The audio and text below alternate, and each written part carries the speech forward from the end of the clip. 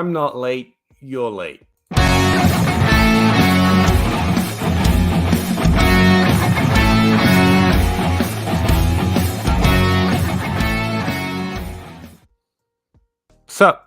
So my fault again. Like last week, I couldn't read questions right. This week, I can't be here.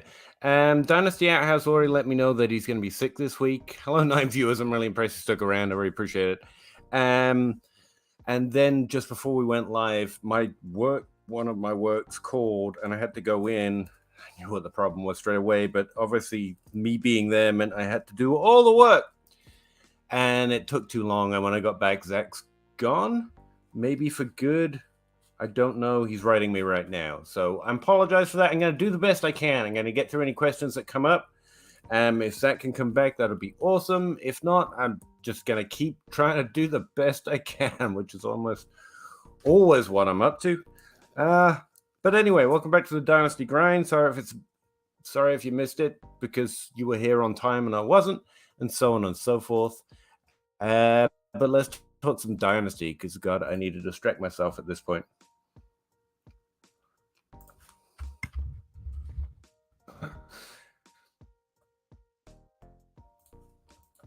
Zach left.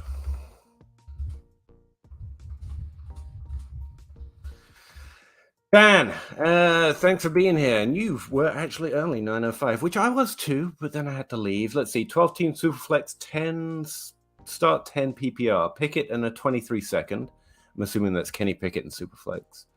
For some reason, I get him and Pickens mixed up. There's only one Pickett. Likely late to mid, or 23 first, likely late. Here's the thing. I don't play the mid to late likely stuff a year out. But assuming you've made a pretty good assessment of it, I'm going to let it lie. I think I just want the 23 first here. Yeah, I just take the first, mainly because it's more interesting to more people, and I can probably do more with it, and the value is more likely to increase in safety, and I don't have a lot of hope for Kenny Pickett. However, that's close enough. Like, the guy selling you Pickett here probably shouldn't be asking for the second shouldn't be in there. But I get it. I take the first side, but it's fairly even. Mayday, hey buddy, 12-team Superflex start 10. Traded Watson, Hollywood, and a 24 third for Goff, Sky Moore, and 23 first. Okay, yeah, I like that a lot. I'm probably on the first side, but I'm not a big Sky Moore fan. I'd much rather have Hollywood Brown, but the 2 first easily sway that side, especially to get out on Watson. I've seen a lot worse trades for Watson of late. So yeah, that's pretty good. Randy. Love you guys. Really appreciate that. Sorry I kicked Zach out by being too late. Russ wasn't feeling well today, so he was never going to be part of it. Do you guys have plans already for the Draft Expo in August? Can't speak for Russ and Zach. I know we're all planning to be there. As far as I know, that's all of our plans. We're not part of any of the exhibitions, stage performances, whatever they are. We don't have a booth, not part of a table. I might saunter up to the DLF booth while I'm there just to see if they know who I am, which they won't. But yeah, we're going to be there for sure. I haven't booked either a method of transport or a hotel yet, but I have tickets to go and time off work. So I'm going to be there one way or the other. Zach's already planning to be there. He was there last year, and so's Russ, who was also there last year. So those are our plans so far. Sean, give Brandon Cooks and Russell Gage, who's an interesting little under-talked about sleeper, actually. Get Akers. I have four RB and only have Diggs and Adams. Should I just keep the wide receivers or take the value? I'm not huge on Akers, but I got to expect he's more important here than either, especially Brandon Cooks at this stage. Not that he's not going to have another solid career, but I don't think we're getting any more years of value out of him. And Russell Gage is just a sleeper. So, yeah, probably just take Akers here, even though I have running backs. That just gives you a better ability to trade running backs away to players who need running backs at some point. That's what I'd say. Daniel McGrath, 10-team 1QB, start 9, 0.5 PPR, grade my trades. I'll try my best. I don't really have a grading system, but we'll just go with the standard A to D and F, I guess. I traded Devontae in a 24 first for A.J. Brown. Oh, yeah, I like that. yeah, that's an A. Traded Juju Haskins. I guess super flex for that league. No, okay, that's awesome then.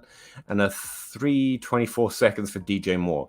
I don't like that. I think DJ Moore and Juju have similar flaws. DJ Moore's definitely more certain in terms of his floor. Similar upside, and I think at this point, I'd rather bet in the variance of Juju getting back into the top 12 than DJ Moore finally cracking it. I don't think Baker Mayfield solves anything for him. I'm gonna call it a B because DJ Moore's a solid asset here. There's less risk. DJ Moore is a solid get. So I don't hate it. I'd probably rather keep Juju, but that's a solid B plus, maybe even an A minus. Wando Robinson and 24 third, they don't swing it for me, but I do like getting Wandell. There's upside there, and that puts it solidly in the B plus, A minus category.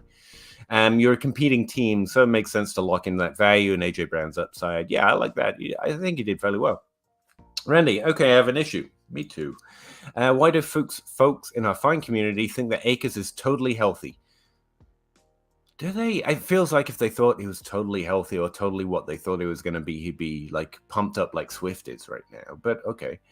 He was football healthy for the playoffs and Super Bowl, but there is no guarantee he's ever back to what he was. I don't know what he was. We thought he was going to be something, more than we've seen so far. I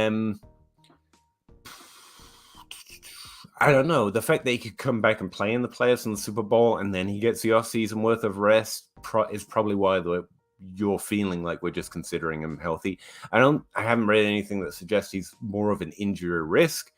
As far as him being less than he was, I haven't read anything like that as well.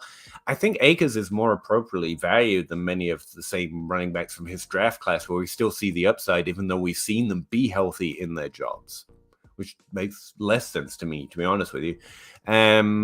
But right now, I think his value is fairly decent. He's slightly outside the top 12, I think, which is fine for him. I think he's Antonio Gibson, kind of a value and player in 2022.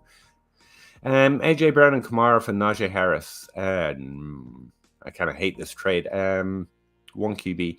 I want the Brown and Kamara side. I really like getting Harris, but this seems like way too much for him, to be honest with you, especially if the Brown and Kamara is going to a competing team. Brown and Kamara, like, easily, and I Najee Harris is, for me, who everyone else has Swift and Akers and Javonte Williams as. I'd rather have Harris and all those guys, not mainly, but in partly because he's less valued, easier to trade for. So I don't say that lightly, but I think this is easily the Brown Kamara side. For me, Tactical Assassin, don't give up. The PA Howdy signal was flashed over Kentucky. Yeah, I had to leave, and then Zach had to leave. So, Sean, Randy, I'm not certain Akers is back. That's why I'm leery to make the trade. Yeah, Sean feels similar to you do here. I'm not going to read your conversations back and forth. I try not to. Usually just beat it up, but this time probably just to keep it alive. Let me check. Now you get to hear dead space where you usually wouldn't, because this is where my co-hosts do the marvelous job of actually inserting interesting conversations. Let me see. Where's Akers?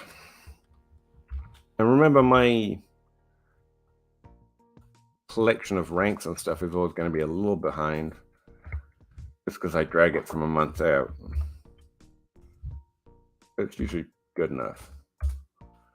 Let's see, Cam Akers, overall, his position rank is 17 once you average out Fantasy Pros, Underdog, and DLF ADP.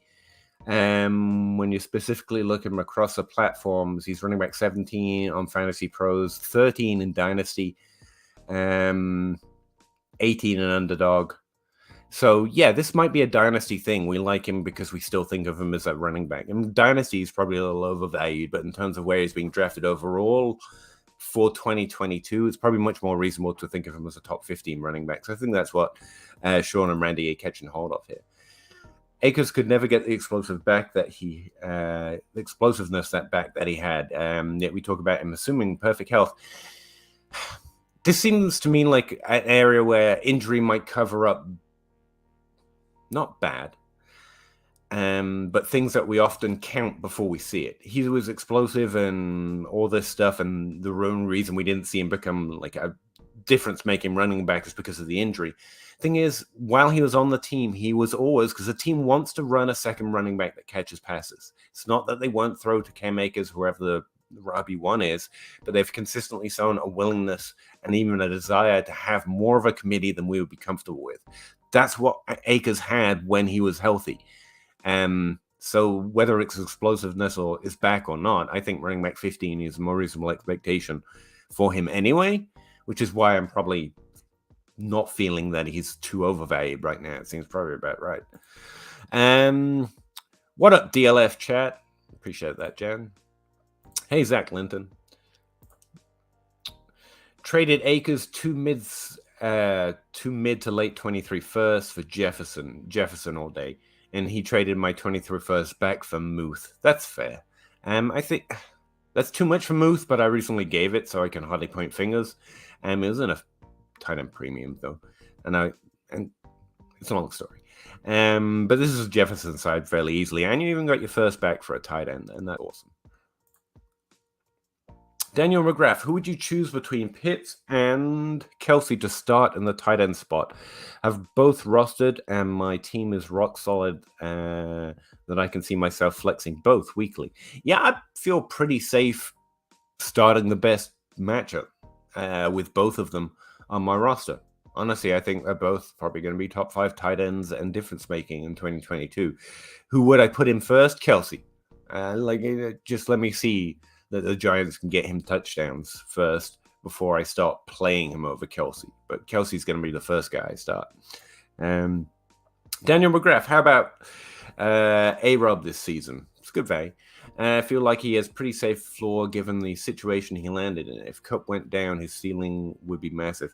I think it's worth remembering how much hope we had for Robert Woods with Matthew Stafford and Cooper Kupp, and then Woods got slightly injured.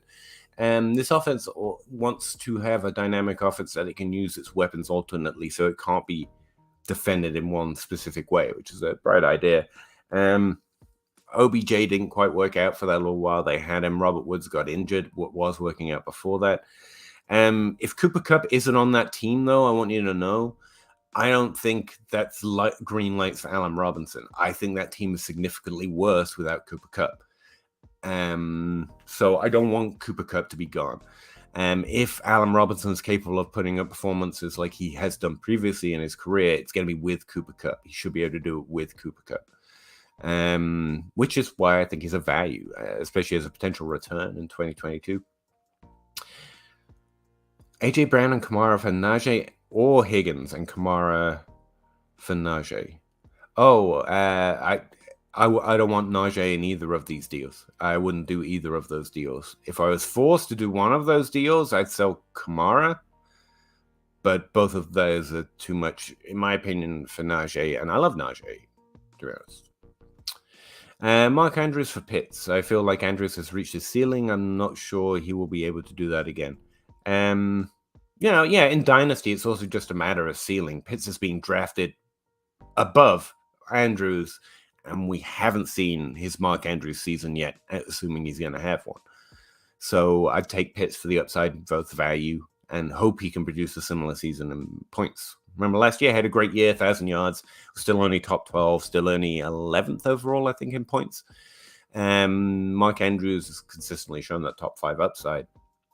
And Baltimore's going to regress in passing as well, is the way I'd talk down Mark Andrews. But I want Pitts just for the upside here. And I don't know you can get a trade 1-to-1, but I definitely do it. Know what I mean? All right, traded 225 first and Devontae Smith for AJ Brown. 2 firsts, like 3 years out for Brown? Yeah, that's fine by me. And you also get a second back. I think that's awesome. Like, I try not to trade. Honestly, I try not to trade picks a year out from a year out. Like, I try not to trade 2024 picks right now. Not because it can't work, just because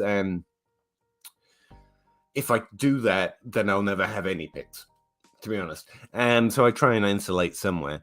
But honestly, with 25 picks and you're going, and AJ Brown, I think, is going to hit his upside again this year. And you're also getting an earlier 23rd. A 23rd second is probably valued at a 25 first right now for most people. So yeah, this seems like a walk-away win. Yeah, sorry, Zach. I know I'm coming to the where the hell is the show's comments probably. Where's the Dynasty Grind at? Sorry, Dan. Zach, yeah, 20-minute delay. It turned into, it was at least a 30 or 40-minute delay. Apologies again. Sorry, Joe. I apparently there weren't too many comments between that and me actually turning up. I was very late. I lied. Very late. I'm sorry. Wheeze, evening on. What do you think Cleveland's backfield looks like with Brissett and Watson if they split starts this year? I don't think they're going to split. I think it's going to be one or the other. I don't think Watson plays this year. Although trading Baker probably doesn't say anything about how confident they feel about him starting. At this point in redraft, I really don't think there's a point in drafting Watson, because if he only starts the last half of it, I don't think it pays off. As far as the backfield goes, Watson helps the team, and so the outlook is brighter with Watson on the team. But you know, Kamara and Chubb have been killing it while the team was worse, and I don't think Brissett's going to be any worse than Baker Mayfield over the last few years. In fact, I'm kind of more excited about Cleveland with Brissett as a more secure starter when and if Watson gets suspended for part of the year. Does that make sense? As it is, both are kind of sells in Dynasty, but if you can't get the value, they're fine starts for 2022, both Chubb and Hunt right now. So those are my thoughts on it. Traded a 23 first, a third, and a second, and 2 fourths. Sorry. Let me try again. Traded a 23 first, 3, a third, and 2 fourths for Dobbins and Gallup. And so it's a first for Dobbins and Gallup. Did I F up? No. No. No, you didn't. I would do this trade, especially if my team was halfway decent. There are a lot more ways of you losing this trade than the other guy can lose this trade.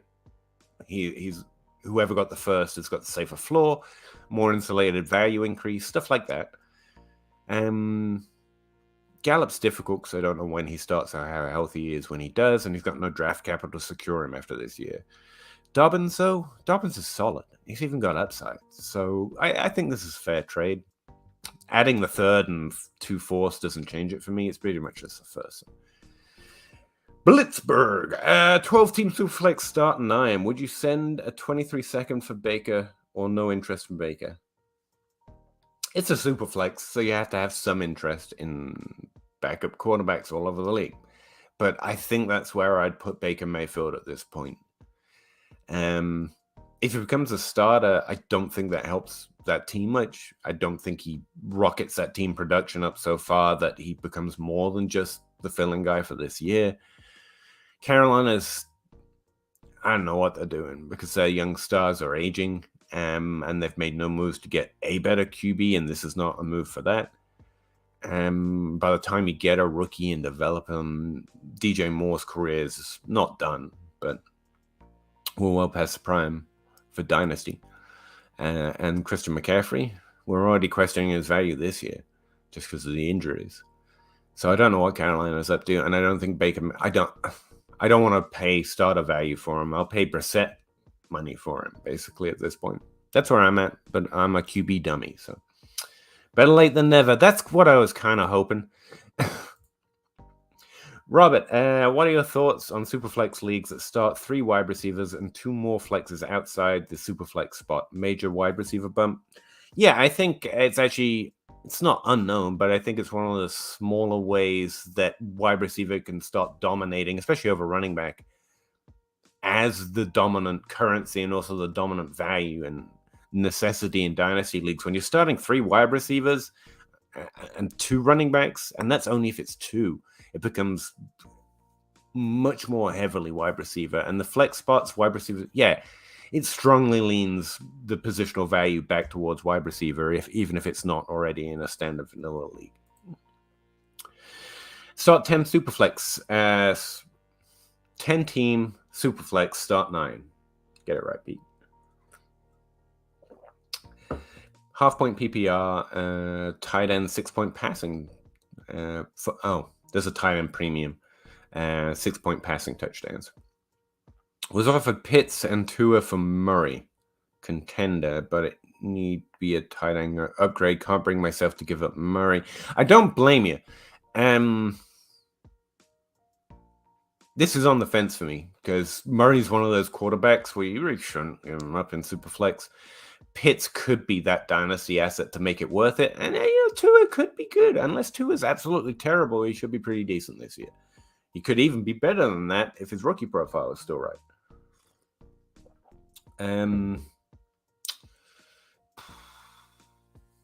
I keep Murray. I like the Pitts idea, but especially in a Superflex, and I already got one of those quarterbacks. No. Best place to get Pitts was the rookie draft, and this is paying too much. This is what you hope you can get if you have Pitts, and the reason to try and add him if anyone's a little uncertain. So no, I keep Murray.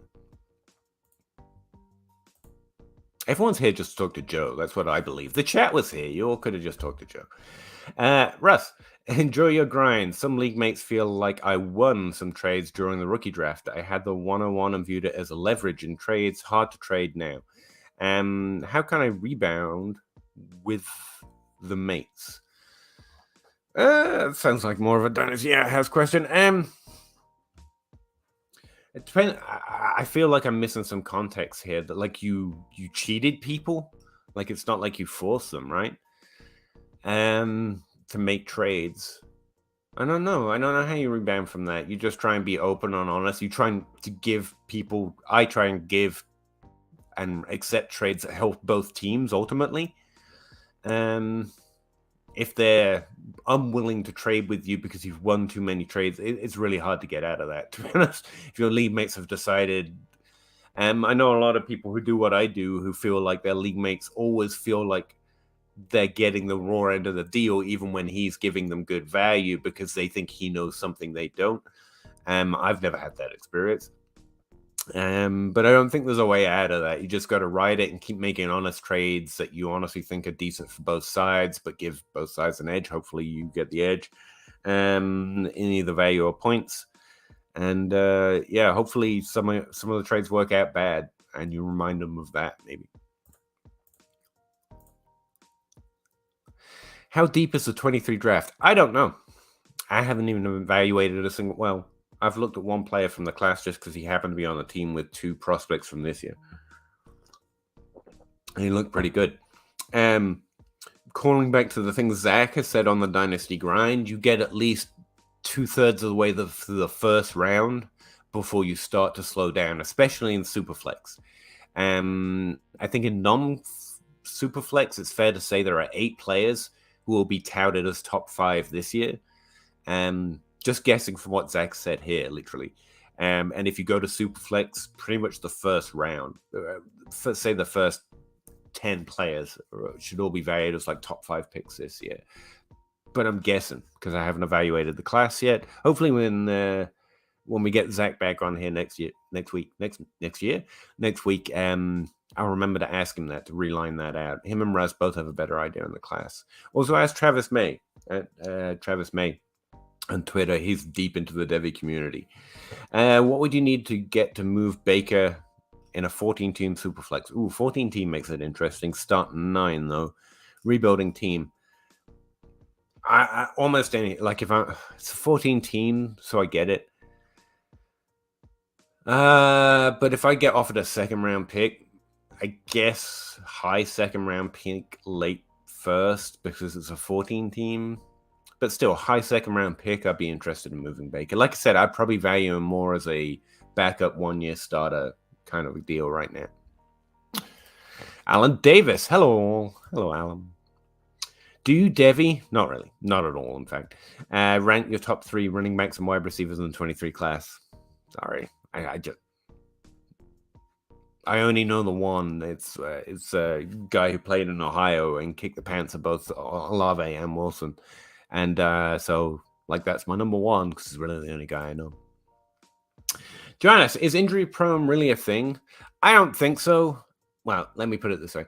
I don't think it's a thing most of us can apply. There are actual doctors and physicians and physical therapists that are starting to capture, create, and calculate injury risks based on data and science and an understanding of things I just literally don't know well enough to do that with. So it's fair to say that some of those guys, Edwin Portis comes to mind, can actually start to talk about guys who are more or less likely to see reoccurrence of injuries. I think for the majority of us, especially the way that term is used, injury prone, it's never been a thing. Personally, that's my stats on it. If you lose power explosiveness from an AT tear after healing, then doesn't mean slower than make you prone to more injuries. No idea. There's been no proof, size measurements, athletic measurements, or even positional. Actually, it seems to be that running back is in some ways a safer position for things like concussions. I used to know a quote off by heart by a running quarterback who said it was actually safer to run as a quarterback because you could choose how you get hit as opposed to just being hit in the pocket while you're looking downfield, which means, you can't control how you're hit nearly as well. So I really think that our public understanding of injury risks and athleticism and even position is just wrong, to be honest. I don't delve into it much, but that's my understanding of it.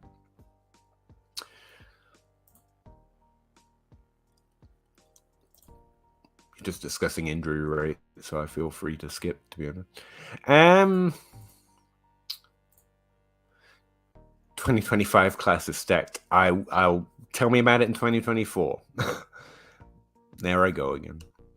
12-teamer, half-point PPR, Sky Moore and Jahan Doxson, or Chris Olave in a 23-second. I'd take Olave in the second. Both, I think Moore's a little overhyped. I think Doxson's a little undernoticed. Olave is fairly valued, and the 23-second, again, is just a little bit of insurance. And I have Olave ranked over both of them, so I would do that. I wouldn't trade you like the Olave pick and a second next year to get the 111 and the 112 this year, for example. Like, I wouldn't do that trade unless I was going down to get David Bell and Trey McBride a little too early. So, yeah, Olave in the second. I have to keep it up now since you mentioned it. There you go. Sorry, I'm listening in on y'all's conversation again. Smash that like button. Thank you, Freak Stomp. I would literally never think to say that. Really appreciate some of you coming back. Again, apologize for being late. That's why Zach isn't here. Russ isn't here because he wasn't feeling well. To be fair, that one's not my fault. So, Carolina took a corner over Justin Fields. Yeah, at this point, it feels like that was a mistake for both of them, doesn't it? Keith Coop, would you trade away Cook, Dalvin, I'm guessing, and Allen Robinson for Barkley? Yeah. Yeah, I would. And a young receiver. I would do that without the plus, but yes, I would. I want to move on from Cook, but get nervous to get rid of potential high. That's the thing. I wouldn't feel too nervous about Cook. I just honestly feel more secure. Cook's a top 5 running back, and he should be a top 5 running back. I feel like Barkley can be the running back 1 on like a difference-making season. That Barkley's just always got higher upside from most running backs outside of CMC. So I kind of lean that way. Allen Robinson's a really decent ad here. I think both sides, again, that's the kind of trade I like. Both sides are getting something that's pretty decent to give up the other thing for. But the Barkley side has a higher upside. And if you're throwing a young receiver in there as a gamble, that protects me against, not being on team old guy as much as usual with Allen Robinson. The rest of my team is young.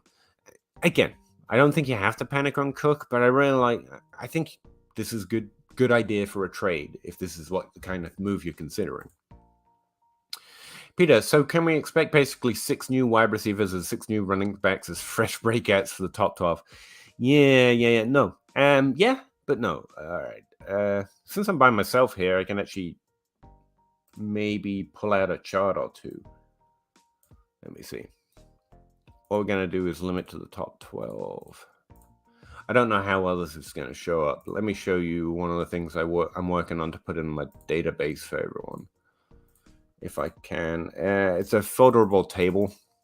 Essentially, it's got breakout rates, repeat rates, and return rates by season, and you can filter by position rank as well. And this probably isn't going to work, but let me see. If we just go and look at the breakouts, which are right here, then what you can see is, on average, at wide receivers, we see about 5 new wide receivers break out. For running backs, we see about 5 in the top 12. So that's not quite 50%, you'll notice, because that would be 6, like you're saying. I like to say 50 just because it makes it nice and clean, but it's really closer to like between 40 and 41%, depending on which position you look at. But yeah, we should expect about 4 to 5, 3 to 6 actually is probably a fairer variation, breakouts into the top 12, as in people who have never had a top 12 season before having their first top 12 season. Now, what's interesting, while regression doesn't work quite this perfectly, if we look across a seasonal lens, you'll see that wide receiver has actually been really consistent the last 2 years. In fact, over the last 3 years, we've had not largely above expectation. We haven't had like 8 breakouts, but we've had exactly the average for, or slightly better in 2019. But we also know that looking back, you do have down years. So it's not like I'm predicting next year's a down year. But since we haven't seen any bad years for breakouts, or the number of breakouts on a yearly basis, you know they're going to happen sometime. And next year's a really good year because we've got young, promising wide receivers who are already broken out, plus a few repeats who are hopefully going to be healthy again this year. It seems more likely a year we're going to see fewer breakouts. Now, even in the down years, we see 3. If I go back through the numbers, I don't think we've seen a year where less than 3 wide receivers have broken out for the first time, finishing in the top 12 ever. So you should all expect probably at least 3. But, you know, history is not a roadmap to the future. It's just kind of a guide of things to expect. There will be, if we run the human simulation long enough, eventually you'll see a year where 0 breakouts happen. I'm not saying 3 is the ultimate floor, but it's the lowest we've seen. So it's a fair expectation between 3 and 6. And since we've been so on average, it could balloon up, it could balloon down, but based on the landscape of wide receiver, I'm expecting to come down a little bit this year.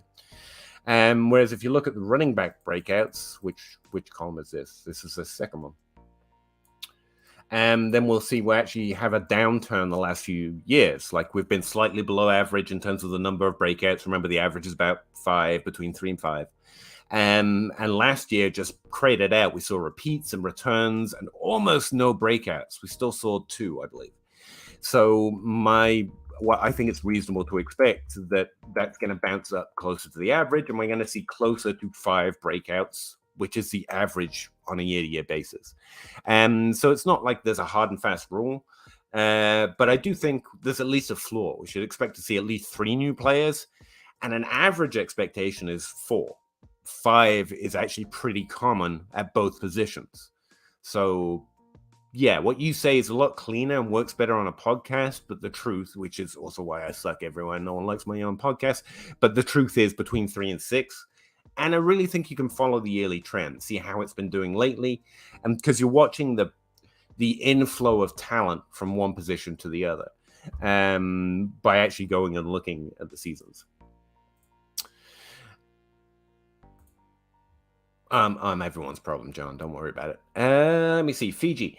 No, Phil. Sorry. My team is competing. Congrats, Phil. Second last year. Good job. Was just offered Jamar and a late 23 first for my Jonathan Taylor and Ayuk. Ooh, I can see why you would be really tempted with that, and why you'd mention that you're competing. I have Jefferson, and it's tempting to pair with J. Jeff and Chase, and my rebuild my running backs in 23. Thoughts? That's like the running back one. So I think this is a fair trade. If you disagree with what I say, I do not think it's a bad idea to go the other way, but I would. I think we're going to see a lot of turnover at running back lately. And while Jonathan Taylor is definitely going to be in the top 5 for the next 3 years, do not expect to trade Jonathan Taylor and then him to be bad and be like, whew, got out of that one quick. There's no reason to expect that. I think the running back 1, like last year, he's a running back 1, but it's like the worst running back 1 season we've seen in 4 years. You know what I mean? Not enough receptions to kind of have the ceiling of Barkley or of Chase or even Derrick Henry, the unicorn who does it without receptions. I would rather have Dalvin Cook. I'd rather have players that with that level of upside, JT's upside, but with more security in the receptions, even if I don't think they have a higher ceiling than JT, because I don't think Dalvin Cook does at this point. Having said that, again, he's going to be top 5. Don't panic on it. But if you're rolling out like 2 of the best wide receivers, not just 2 of the best wide receivers, but 2 incredibly young wide receivers in your wide receiver 1 and 2 spot, I think you have a significant edge, like having a top 5 running back. And this year, like we were just saying, I expect a lot of turnover at running back. And then I think we're going to get even more turnover at running back in 2023. I think we're going to see a few returns, Barkley, CMC this year, and a few breakouts. I think Breece Hall could surprise upside even on the Jets. I think even Kenneth Walker, I think we're going to see some more breakouts this year at running back, which means that those who have already done it are a little more unsecure than if I wasn't expecting that. Not that Jonathan Taylor's not going to fall behind any of those guys, but hopefully you see what I mean.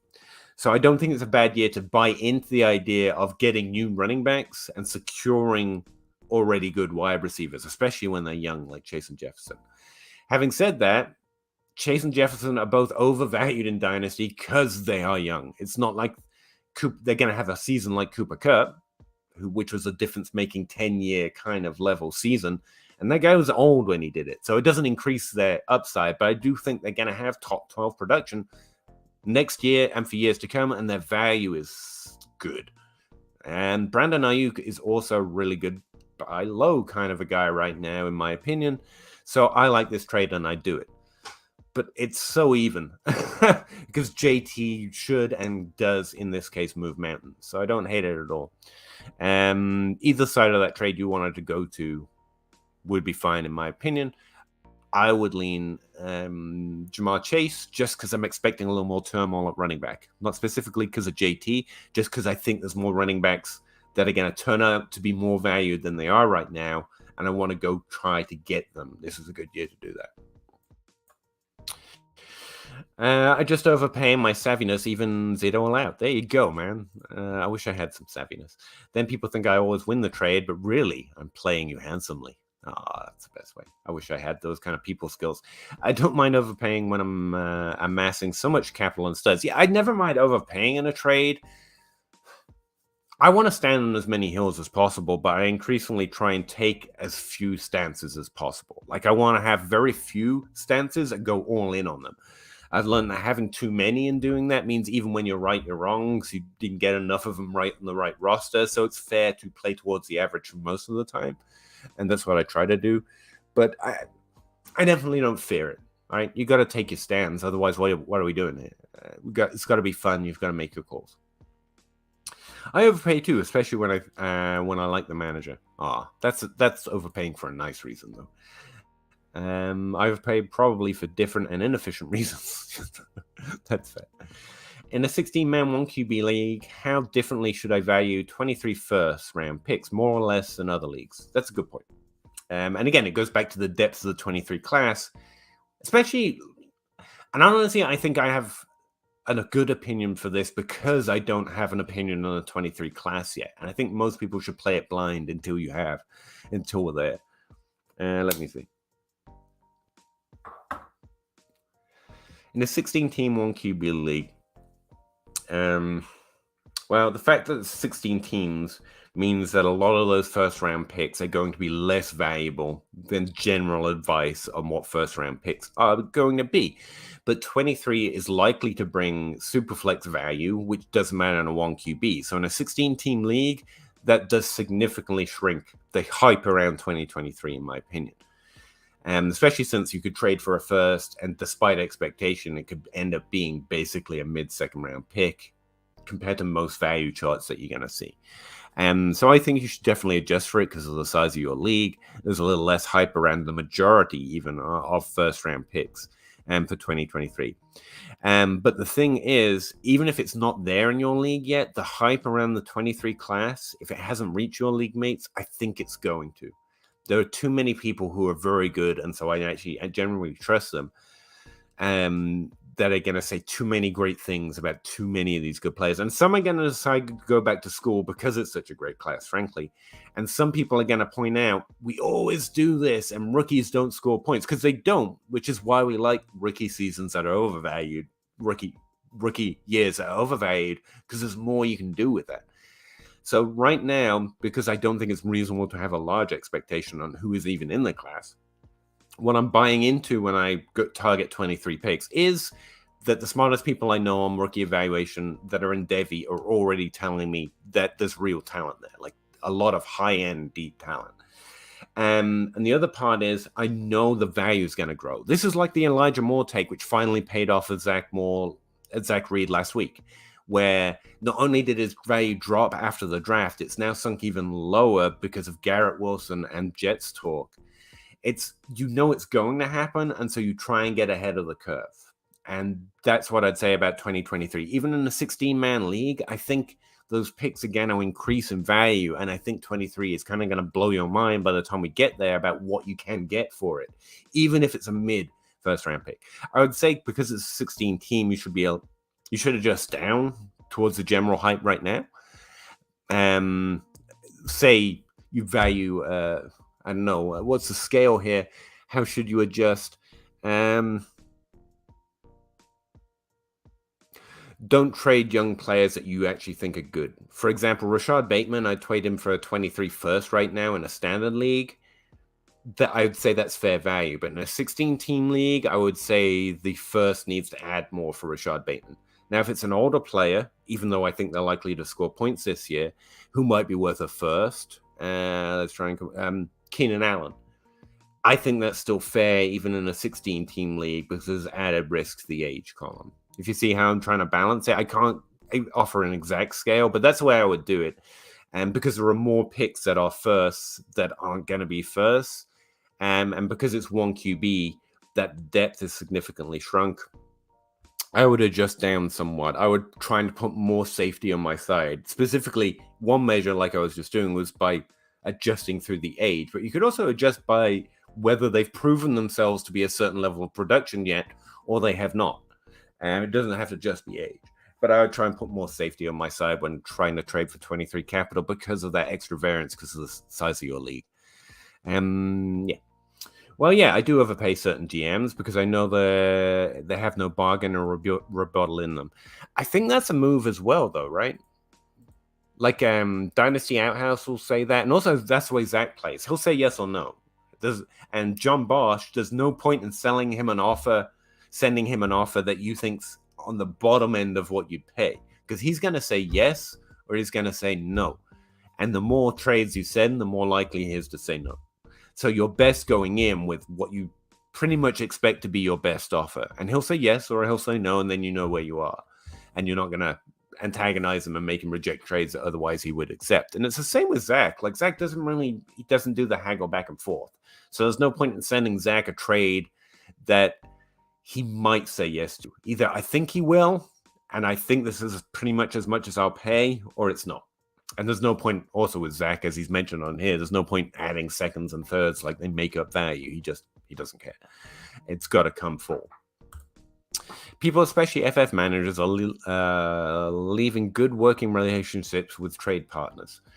Try and open them up as much as possible. But again, this is one of the areas I suck at. I'm not good with people, you may have noticed. Definitely not good at building relationships. And I'm just a concentrated ball of hate, as I said on Twitter today. And sometimes it spills out. But again, I think that's partly why Russ's main interest is trades. He's good with people. Everyone likes Russ. You don't have to talk to him long before you immediately like him. He's a genuinely nice person. He's easy to like. I'm not. But especially with trades, I definitely think you should trade partners. You should work towards being more like Leo and more like Russ than not, because they are easy to work with and you want to trade with them and you want to talk to them. Well, Joe, that's because you're awesome too. Yeah, John is also the most prolific trader. I feel like I'm listening in on your conversation, though, at this point, so I'm going to move on a little bit.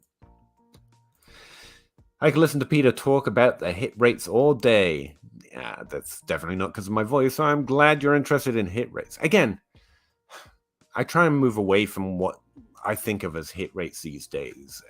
Again, where I look at the range, because hit rates are so myopic in the way they look at it, draft round hit rates and so forth. But I do think it's interesting to see, because you can see talent wave in and wave out of the NFL and in and out of seasons. And I think that's the pattern of progression, the way everything moves towards a mean eventually, and kind of shows up. So you didn't answer the second part. Haha. Did I not?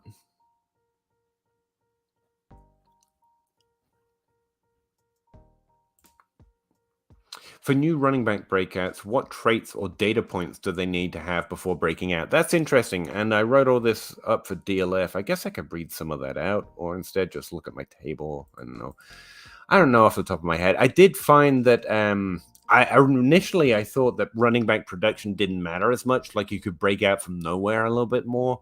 And there is a slight or less signal of having a previous top 36 season, or a points per game, or even an overall points season previously, but it's not as strong as I thought. So for example, let me see. Let's look at top 12 breakouts. Like 50 to 60% of players have crossed what threshold? This is like a 9 points per game threshold if they've played over 8 games, obviously. So that's a decent one. And also having a top 36 season does make you more likely. So I retracted my Cam Akers better than DeAndre Swift kind of an idea. I see running backs was a little more difficult. I just learned, because they break out so much earlier, there's less production history before they happen. That's one interesting thing or something I found interesting, because you're more likely to break out year 1, let alone in year 2, that by the time you have a signal to trace, they've either happened or they haven't. And I thought that was an interesting element of running backs as well. Let's see, what else did I say in here? Top 12, what do we know? Yeah, I went over the trend I've already gone over with you guys a million times.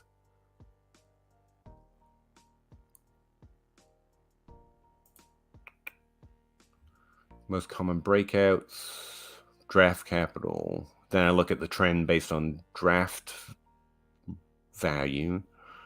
Yeah, I really didn't highlight like indicators the same way as I did at wide receiver, because it's a little bit difficult where we got those earlier breakouts. So I looked at career year again, especially if they're entering their second career year. Like that's a year, right? Having had a previous top 36 season and produced at least one season over 9 to 10 points per game. At some level of production threshold is actually pretty decent. That was about it. The thing I would say about running back breakouts is if you're expecting them to break out, you're expecting them to get more volume. Now, if they've already established themselves as a running back 1, that's when I think they're less likely to do it. Now, this is why I was kind of out on Antonio Gibson last year, and he sure showed me he got in the top 12. But the thing is, his workload did increase, but he already had basically the same workload as he had in year 1. J.D. McKissick was out, and so he got a lot more of the receptions. Running backs, once they get the job, and this is true of wide receivers too, but since it's so early, look at Javonte Williams. Javonte Williams is most likely to breakout candidate for next year, and I actually like the fact Melvin Gordon was there to hold him back last year, because if he'd had the job and hadn't worked into it, then I would worry. Now, a counterpoint to that is like CEH this year. He's had the job and hasn't broken out, so I think he's less likely. But I do think he's adjusted for by his ADP to think it's worthwhile. Same with Miles Sanders. So I'm much more interested in an A.J. Dillon than a Miles Sanders in terms of their breakout potential. But Clyde Edwards-Helaire, who's in his 3rd year, is more interesting than Miles Sanders. You see what I mean? I'm more interested in running backs that haven't quite had the workload yet, but we think they're going to, than I am players who've had the workload who might suddenly have even more of the workload. I think players establish their role on a team earlier than we generally want to accept. So I don't actually think I kept the volume thing in here, because I did look at the average stat of like expected points per game before they broke out, and also expected points, but I think I took it out of here, so I can't read it off the top of my head. But that's basically the way I'm tracking who's more likely to break out. It's, again, career year, and a lower and less militant level of production before they actually break out. My team is competing. I think I went through this again, Phil. I'm real sorry. I was so late. You probably left before I even got near it.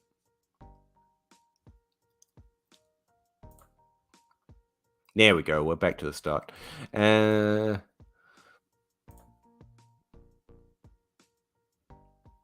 Yeah, watching and listening to YouTube while NFL Network is on and looking at my team excessively has made my ADD flare up. Yeah, sorry, dude.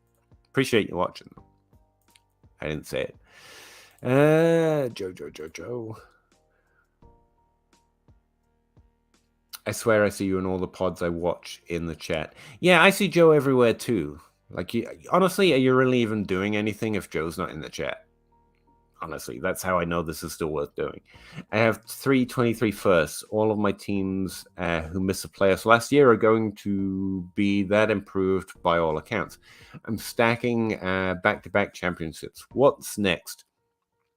Triple? I mean, why not just keep winning at that point? I really think that's missed in Dynasty. It's not about building a Dynasty team. It's about continually changing and investing in value as well as having a competitive team. That's the Dynasty aspect of this. Playing seasonally, but also you're able to rejig your roster as you need to for the following season. And sometimes it's not going to work, but you need to not fall out so bad that you have to rebuild. Rebuilding is sometimes just necessary. You can also play in a way that demands you rebuild regularly. That up and down variety is a great way to play Dynasty as well. I tend towards more stable, but I don't think it's necessary because it's better. I just think it's because of my nature, maybe. We don't have any smart analysis around here, Joe, but I try my best to make it sound smart. Let's see. Is it really Wesley's birthday? Is it really Joe's birthday? Happy birthday. That's awesome. Is Aaron Rodgers' new ink? I saw that. Not my style, obviously, but I really did kind of like the work. It made me think that's why all my tattoos don't look great, because you have to go to like a really expensive tattoo artist. The lines on that were clean. You know what I mean? The artist said did some good work, even if it's not my style. Anyway, so what was a funny question? What we should be buying low on Jordan Love? Asking for a friend. That's fair. No, Jordan Love's not going to be a thing. I think if Aaron Rodgers is done, it's going to be a while before Green Bay is back on top. Let's put it that way. Having said, I have lower expectations for Aaron Rodgers this year, but unless he quits, and he could, it's not like he needs football anymore, and he gets a lot of hassle. So I could see him walking away, but I don't know when Tom Brady's going to retire, let alone Aaron Rodgers. So while I have lower expectations, like top 12 instead of top 5 for Aaron Rodgers, it doesn't mean I don't think in 2023 he couldn't bounce back up. If they find either this year or in the draft or in a trade a player who can consolidate more of that production for him, do the part of that job that is the receivers as much as Aaron Rodgers can make up for the deficits of some receivers, and then he could easily bounce right back up again, even if he did have a lower outcome in 2023. I know that's taking a very fun question way too seriously, but that's what I do. But I also like channels that don't have big followings but have good arguments too. Is that what you're saying with small time? I get it, Joe. It's fine. You're going out? Awesome, man. Hope you have a good time. I hate people but love trading. I like people in theory. Like, honestly, I generally am fascinated and I'm empathetic, and I think people are great. I'm an angry ball of hate, and just leave me alone. At the same time, it's conflicting, but mostly as long as we, talk to each other when we want to, like in trades, instead of being forced to talk to each other, it goes well. Everyone's wishing Joe a happy birthday. Everyone wish Joe a happy birthday if you haven't already, by the way. That would be an awesome thing to do. Ron T, would you take a trade for Elijah Moore? Like, I want Elijah Moore, so yes, I would. See him. Cole Commit, I like. 23 second, why not? Give up Cortland Sutton and TJ Hawkinson. Ooh, that's rough. Elephant one bite at a time. I want Cortland Sutton over Elijah Moore. I just think the potential for more upside is there. Elijah Moore's safer, and I really like Elijah Moore. Like Zach Reed said, he's on the Elijah Moore train, but he's also on the Sutton train. So let me try the next bite. Commit or TJ Hawkinson? Hawkinson? Is commit only 1 second away from TJ Hawkinson? Probably not. So this I want the Sutton and Hawkinson side. So I would keep the players you actually have right now. I don't think they're given enough value. If they change that second to a first, definitely I would say it's even at least. That's where I would say it was even.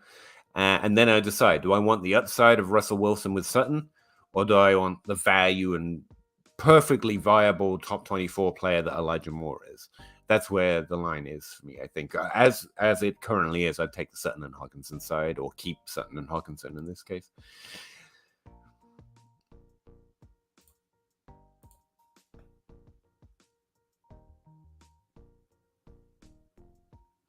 Sorry, I'm just reading your private message. Well, not private, public messages to each other here, but I'm trying not to start reading them.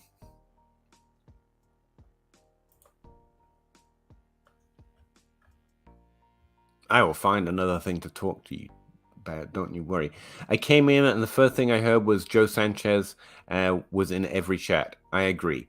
Kyle, we all do. And it's, like I said, there wouldn't really be a chat if they didn't have Joe in them. The real question is, why do people keep doing videos and live streams if they don't have Joe in their chat? That's the mystery I think we need to get to the bottom of. I don't do astronomy, that's for sure. I'm more draft centric as well, Peter. Not big on trading as it means. I want to get better at trading because, I mean, most of play happens after the startup draft in Dynasty, and trading is your main way of changing a roster outside of the rookie draft, which is why I heavily focus my rookie process. And also, I've developed a pretty good waiver wire process, or at least I think it is, in that you'd rather go all in earlier than later, because it's essentially FOMO that keeps us hanging on to a little bit of money, because maybe there's a David Johnson further down the line. And normally there isn't.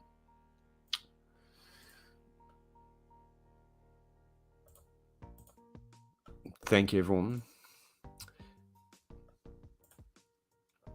Getting here late. I'm ashamed. I'm ashamed of you, fantasy. Imagine coming to the Dynasty Grind late. So late that your co-hosts aren't able to be here, for example. Now you good. I was the late one today. Completed a trade in my 10-team half PPR Dynasty startup draft. Traded the 106, the 10.6, and a 23 fourth, and received the 3rd, the 7th, the 8th. Picking the 3rd, the 7th, and the 8th, essentially, and getting the 23 first. I think this is a really good move to do this year. I don't like moving out of the stud range of the 1.6. Did you say this is a super flex? Because if so, that's definitely a stud range. But this is a year to try and bimodal it. You want to go up and you want to go down, and you want future capital. So I think that's exactly the move you do in a startup this year. Yeah, like a lot. Ryan, would you send JT for Brees? Garrett Wilson and a 23. Yeah, I would. I think JT's finish is higher. Don't get me wrong, than Brees Hall. Brees Hall will be lucky to be a top 15 running back this year. It's the Jets. But I think Hall has top 12 upside. It's easily the only prospect that will be like the top two running back most classes from this year's class. Garrett Wilson, I think, could really be solid in this league, and you're getting that future capital. Yeah, I think this is a kind of very difficult, gut-wrenching move because it's Jonathan Taylor. You should be able to get anything you want. So if you don't like it, do a different trade with things that you want. But I think this is a kind of thing I'm trying to do. And it feels like to the other guy that they're getting a lot of value here, Jonathan Taylor, so they're more likely to do it. I hate it. It would make me feel terrible. And it's gonna suck watching Jonathan Taylor be great again this year. But I think I do those kind of trades. Those are the kind of trades, if I have done Taylor, that I'm trying to do. Same. I was looking throughout my Dynasty portfolio. My two most rostered players are Jermichael Hasty and Mo Alley Cox. Who are yours? Good question. I was looking at this recently the other day. I've been trying to do better at my rostership because, it's easier to have a high rostership of those low round players that you can just grab at any point after, round 15 or so. And that used to be who was mainly my most rostered players. And I've made a concerted effort to try and make it the players I have strong opinions on rather than players that, yeah, sure, I'll take them. You know what I mean? I was talking about this on Crossroads last night or the other day. I don't know. I forget when I do things now. Sorry, I got to select my leagues. So, see if I can do this again.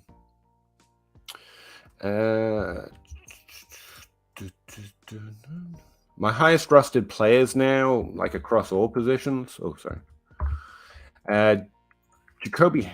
Jacob Harris, which I don't have a strong opinion on, so I'm not succeeding here clearly. Garrett Patterson, who is just an easy ad for me. Like Keontae Ingram, who I have a stronger opinion on. Kendrick Bourne, very strong opinion on, to be honest. Marcus Callaway, I specifically went out and made trades after doing that episode of Dynasty Crossroads. Zach Pascal, Evan Ingram, Giovanni Bernard, Jeffrey Wilson, he's just someone I've fallen into, and then Justin Jefferson. Again, it's not there yet, but I've really put a lot of work in, well, some work, as much as Dynasty is work, and to try and increase my rostership being the majority of players I have strong opinions on. Like Giovanni Bernard, just for life, man, so I'm always going to have a high rostership for him. Rondell Moore, I'm at 50%. Again, because I've actually been saying that, so my rostership should reflect it. It's hard to do because you kind of have to pay up to make sure the rostership increases, which is a weird motivation for making a trade. But I've been trying to because it's important to me. So, who else was I looking at this? Yeah, like Bourne, Callaway, Moore, Tim Patrick, and Juju Smith-Schuster. Those are the guys that I push the most often, and then the top of the fold rostership at wide receiver. You know what I mean? I do try to practice what I preach, but I'm trying to successfully practice what I preach more often. Maybe that's a better way of saying it. Yeah. Like the fact I have very few tight ends I have more than one share of, that kind of fits what I say as well. Anyway. Good question. That's Dynasty Planet, by the way, not sponsored. I've talked to the guy who does it once or twice, but it's a really cool website. You can log into your MFL, or I think he's also got Sleeper hooked up. You just use your Sleeper login for free and tell it which leagues to go and look at, and you can look at it calculates your rostership for you, which is really neat as a little free tool. It also does some other free tools that I've noticed, like player status check, rookie ADP. It's got a rookie ADP tab. Don't know what lineup means, but it's got a tool called lineup. I only have two teams, so I might have Tyreek Hill. That's a little easy to figure out. I like that energy, though. Derek Bateman. Any relation? 10-team Superflex. Would you trade 224 first for Jalen Hurts?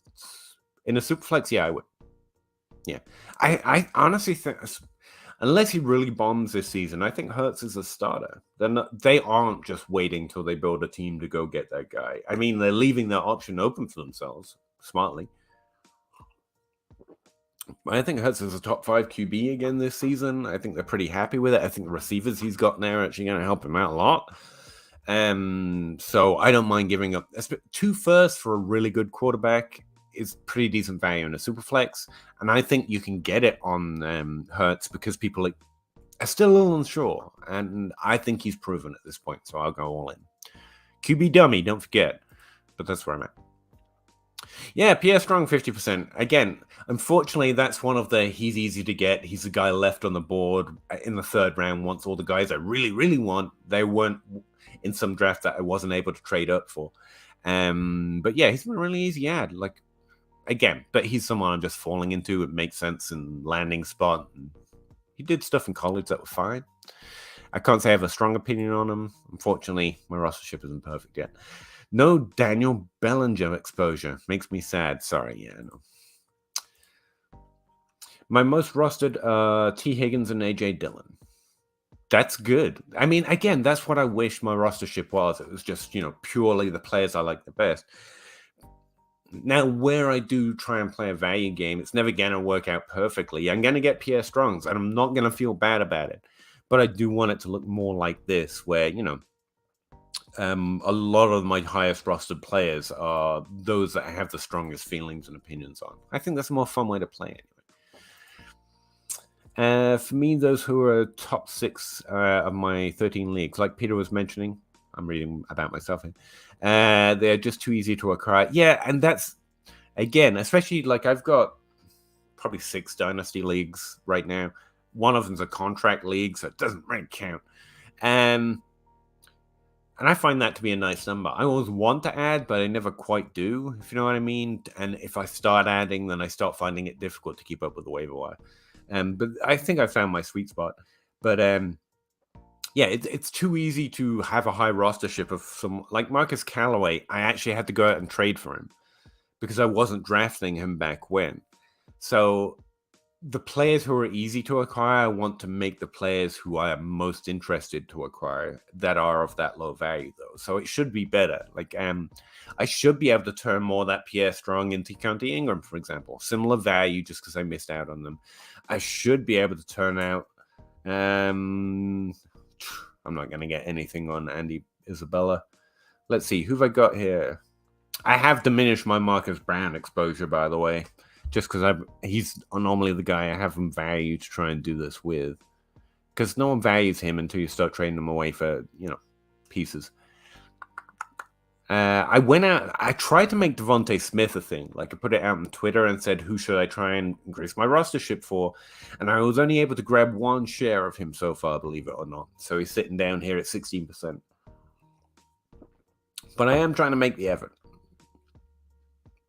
One, because you have to get better at trades if you honestly have a goal, and 2, because you gotta set yourself achievable goals. I can't set myself a goal of winning every league, even though that's a goal. Because let's face it, I'm not going to win every league.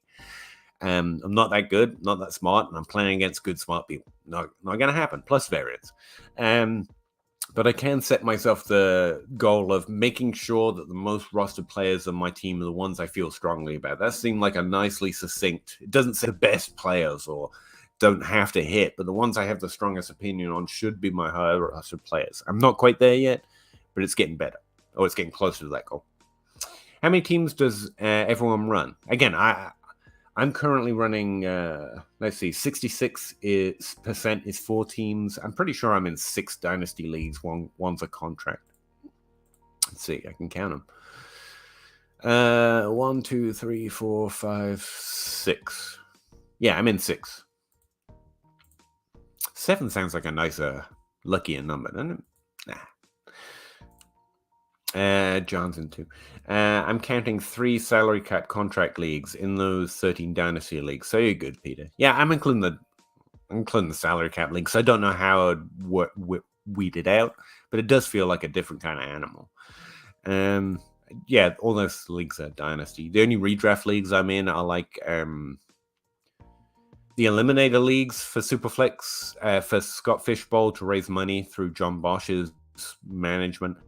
And also Scott Fishbowl itself. Maybe I should have more redraft leagues. Maybe that's how I can do it. You were talking about having more conviction in fantasy football. It's not that I have a lot of conviction, you might have noticed, before I read the second part of this. It's more like I have this conviction and then I go into my league and I don't find the value from my league mate that I think I should. And I'm like, well, I can't give it too much value. I've stopped trying to do that second part. It's a whole being willing to overpay, being willing to sell too low as well. Like, you can't trade Marcus Brown if you have a decent and honest opinion of him. His value is too low. But if I want to make some moves, I'm going to have to accept that someone's not going to value Marcus Brown the way I think they should, or the way I do. And I'm going to have to accept that someone values Rondo more than ADP says they should. And so I've essentially trying to stop that second part of not wanting to be cheated. Like, I have this conviction, even if I think the market is telling me that I should get better, that doesn't matter. Like, I've got to increase the shares of my conviction, come what may, within reason, league mates. Scott Connor talks about that too. Can you talk about that? Well, I guess I just did. Yeah, like my convictions are very strong. I know exactly what I think is going to happen, and I think I hit at a pretty high rate. Like, I'm pretty self-deprecating, and I call myself out when I'm wrong a lot. I think last year I did way too... I can't expect to do as well as I did last year, reasonably. But I think I do hit pretty well. So I feel increasingly confident in my convictions. What I lack... I say it's trades, but it's not just trades. It's that second part of trades. It's, I think Rondon Moore is a really decent should-bust candidate to trade for, just because there are, like, he hadn't played football in 2 years. He had more than 200 routes. He ran more than 1.6. All of those things put him in with the best of the sleepers this year. And ADP says he should be falling in value, so people should be willing to trade him. Instead, I find people like, I might trade him for a second. So typically I've been like, well, screw you. If you're not going to sell a falling asset that should bust, I'm not going to add. Instead, I'm trying to let them have their cake. You know, if you want out, I'll add whatever it is that'll stop you feeling like you're, whatever it is that's stopping you do that. And it's worked to a certain extent. Like I say, I'm much happier with the way it looks right now. I'm Rondon Moore, as an example, 50% of leagues. Same as Justin Jefferson. All rookie picks, by the way, because I'm awesome. No, I just got lucky when my rookie pick was that year, obviously. Callaway, I specifically, I recorded that Crossroads show and the YouTube video mentioning him as someone I don't hear anyone about, agreeing that his season wasn't good enough to make him a good breakout candidate, but the fact that no one mentions him, and he had a 600-yard season, and everyone wants to argue about the efficiency of whoever it was, Deontay Harris on New Orleans, and the fact, if you expect MT not to be there, he's the lead 17% target share guy. And then I went out and I sent offers that I felt pretty confident would be accepted, and he was my second highest rostered wide receiver overnight. So even though I think he should be free, I was willing to give up. I think I gave him a second at most for some of those trades, which is way too much. But again, I'm trying to stop that part of me that says only if you get the cheapest possible value.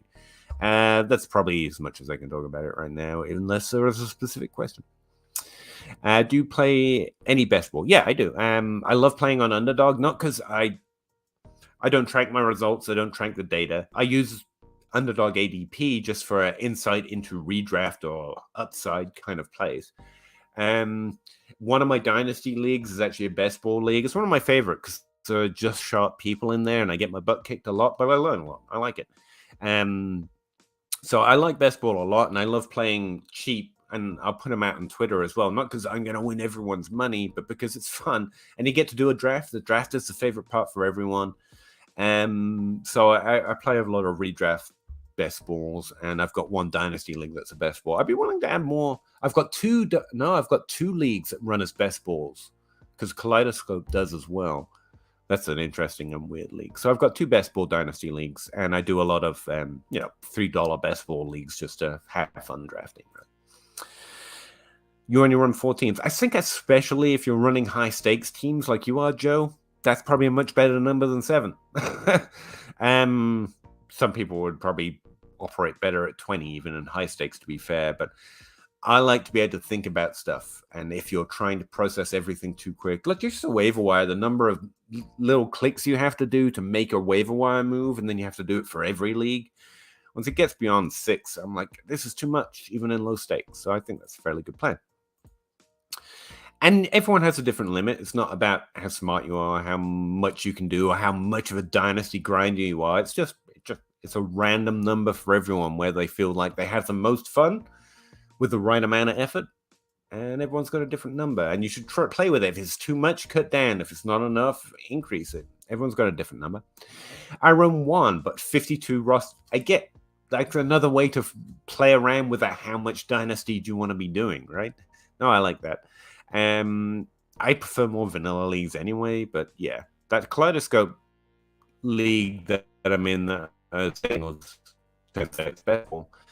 like it's a standard vanilla league, but through some nuance of the way it's built, it's got like several hundred teams in it.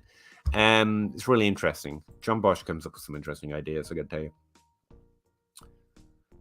Oh, that's not a good bad policy. If I win one, I'll add another because it pays for itself. I don't mind that. 3 is my limit. It's a good number. Trying to get on one with my YouTube peeps. Yeah, I keep thinking I want one with my Discord or my Patreons a little bit, but I'm not a commissioner. You know what I mean? We can still work it out, but I have to sit down and think about that one day. But we could probably get.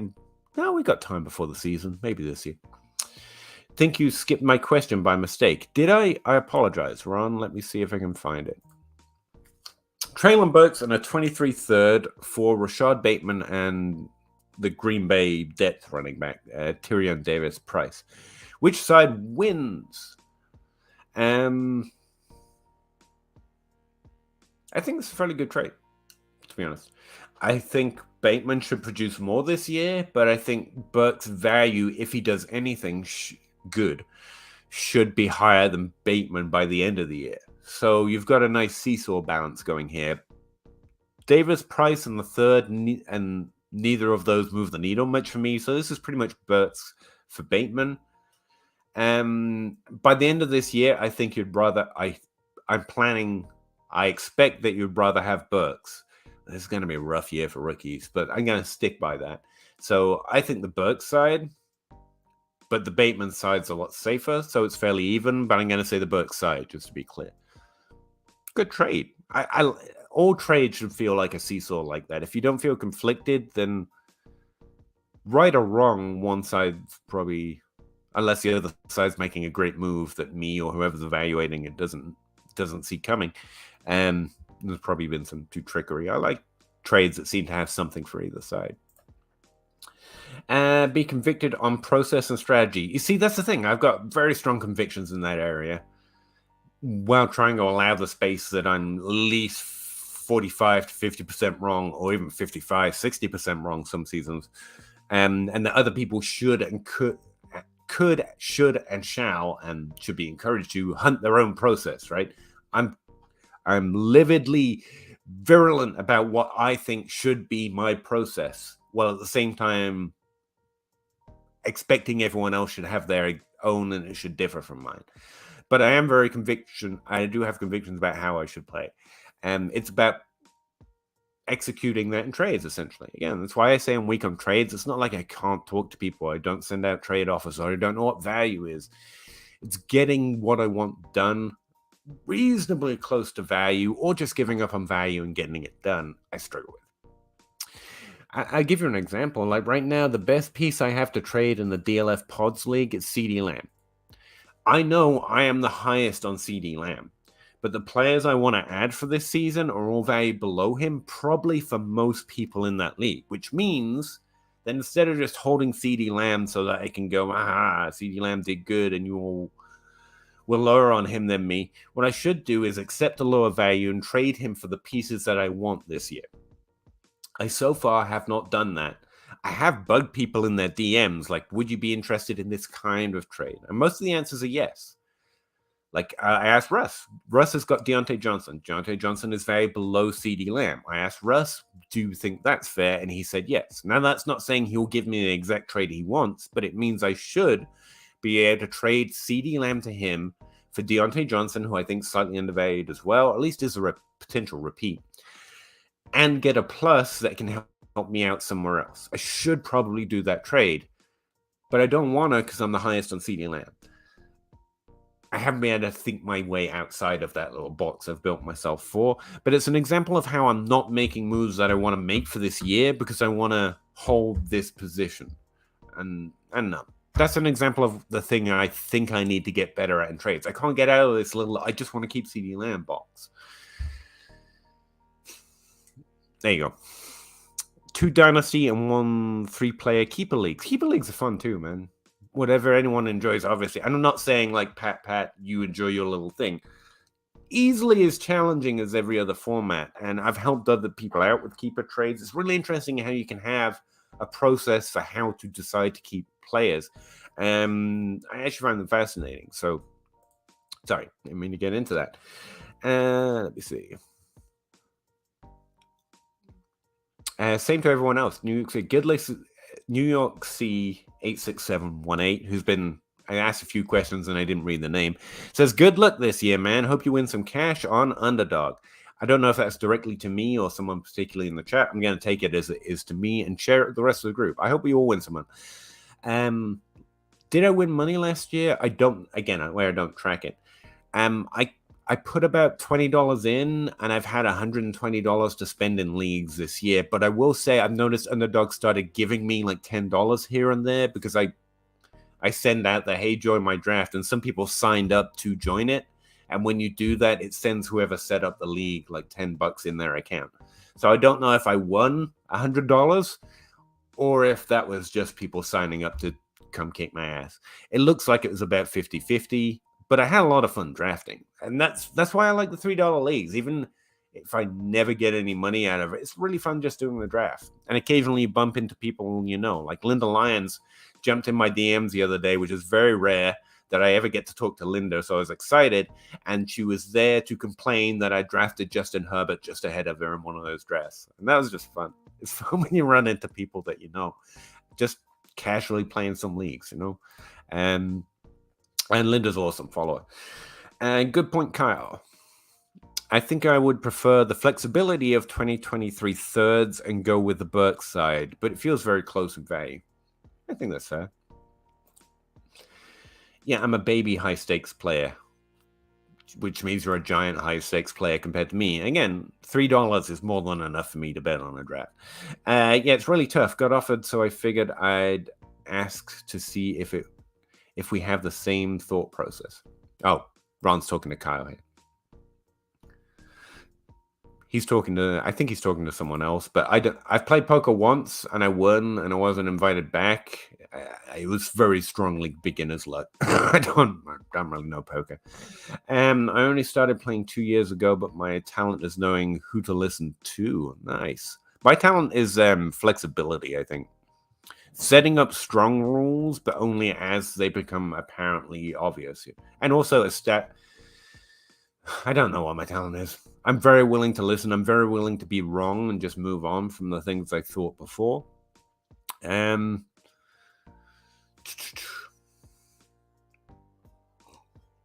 If it's anything, it's not accepting things at face value. Whether it sounds like common sense or I'm told it by someone I trust very deeply, I always kind of verify just as a matter of instinct. I think if I have an edge or a talent or however you want to call it, it's that I need to verify. It's just kind of in my nature. I do play chess a lot. I try to teach most of my kids. Mostly I just kind of play it by myself at this point. But I enjoy it. Well, average player though. What else do you gamble on? I don't even see Dynasty as gambling, to be honest with you. I don't gamble. It's not like I have a moral, I don't like it. It's not that I have a moral judgment about it at all. I don't like it. That's the way I was trying to say that sentence. In that I really enjoy the games, but I do not come from a place where money was in abundance, and I have never been in abundance with money, and money lost isn't just,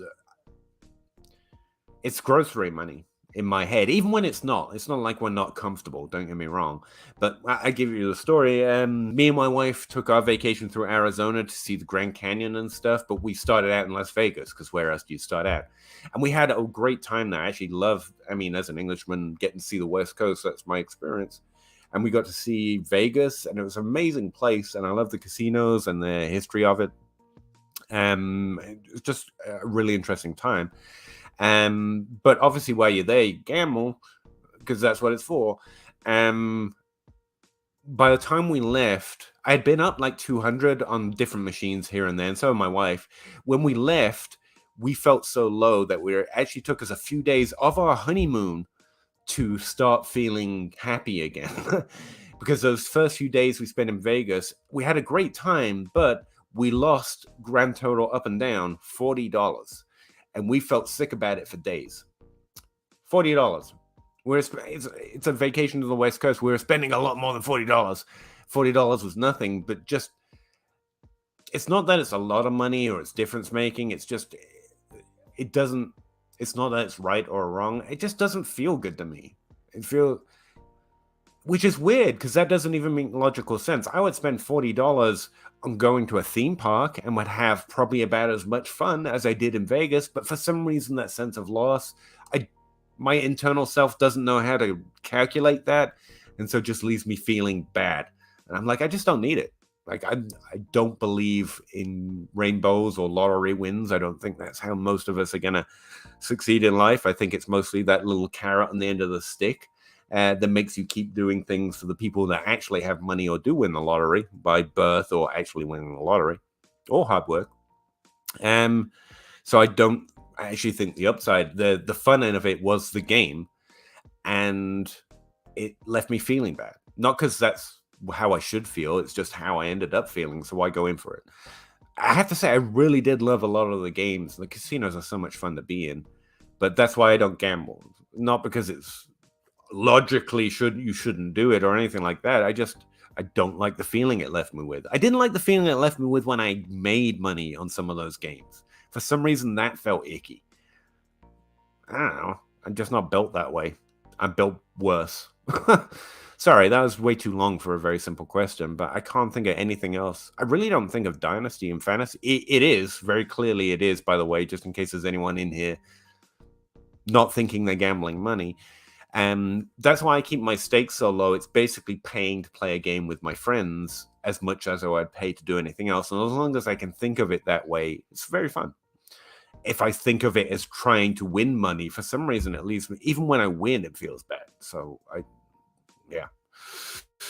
Futures football, politics, world events. I gamble with my life every time I leave the house. That's probably a better answer. Good job. Good night, chat. Keep drowning, PA. Howdy. Thank you, FF Lefties. Again, sorry I was late. Thanks once again. No problem, Ron T, if that was to me. Lefty here the whole world. He was here the whole time. I think he at least came in to say goodbye. He realized finally I got here, maybe. I don't know. Didn't even say anything. Tapped in late, wiped out. We'll watch the replay. It starts late. Just as a spoiler. I play in a 25-man league disguised as a dynasty league. We draft on Sunday. Good luck, man. Is it a live draft? That sounds like so much fun. I've never got to do a live draft. It sounds like a lot of fun, you know? Glorified redraft league. Honestly, Dynasty is just a redraft league with more flaws when you think about it a certain light. There's less ways of changing your roster. That's the difference. Changing your mind means you're wise. Sometimes. I don't think I've ever done anything that could be called wise, but I appreciate the thought. Research. Yeah, you're not built for gambling. It's pretty clear when I start trying to articulate my thoughts on it. Yeah, that guy shouldn't gamble. I'm just not interested in beating other people. I know that sounds weird because I love the argument and winning in fantasy football, but no, it's just want to play a game. Does it have to be a loser? Yes, it does. And as long as it's not me, no, I don't know. It's just not built. I'm just built weaker. Definitely, if I had a family, I wouldn't gamble as much. It's not even about the money. Like I said, we felt sick of a $40 loss, which we'd spent.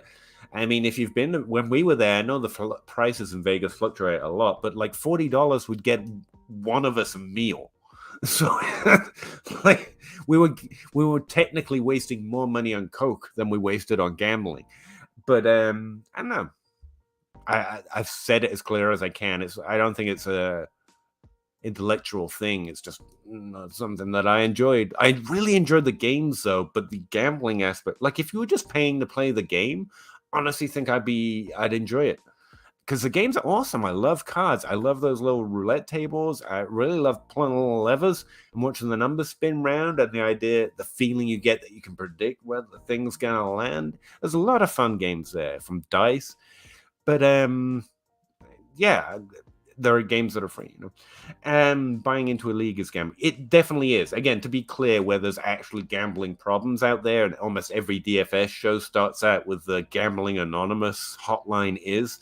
Like, just to be clear, fantasy should be considered gambling. I'm doing internal trickery while being fully aware I'm gambling my money. Yeah, if you're doing it to win money, it's gambling. Those laughs. Yeah, when I win money, I feel awesome. I feel dangerously fun. That's great, Joe. I feel bad. if that makes it's not bad, just icky in some way. I don't know. I love winning fantasy football leagues, partly because I mental jigger it into something different. Yeah, there's better things than winning money. Much better. Winning a game with no money as a prize is pretty awesome, actually. And the only time I don't care about winning is when I'm shrooming. Fair enough. Coke? That's a random question. I have a can of Coke sitting here, right here, as a matter of fact. Come again.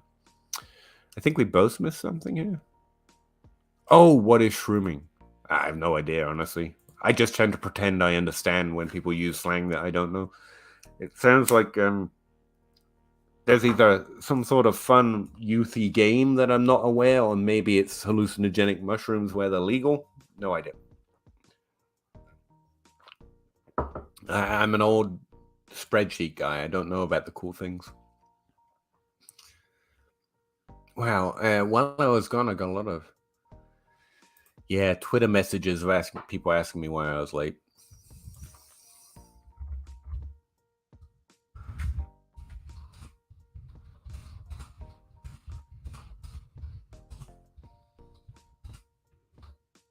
Don't you hate it when you accidentally hit the caps lock key?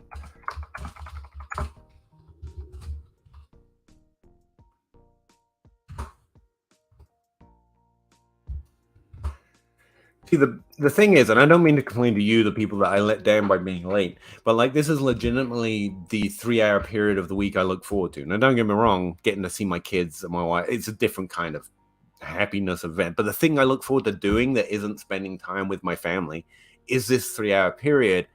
And it's partly because I get to talk to Zach or Russ or both sometimes. And as fun as it is talking to you guys, like, I missed out talking to Zach and Russ this weekend. It kind of sucks, especially to go to work.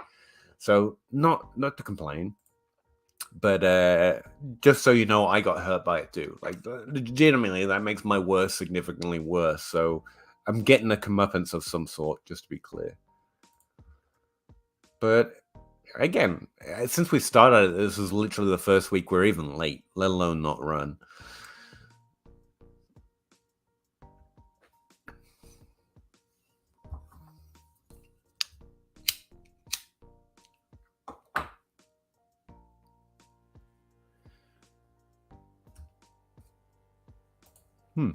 Someone's got interesting Scott Fishbowl thoughts.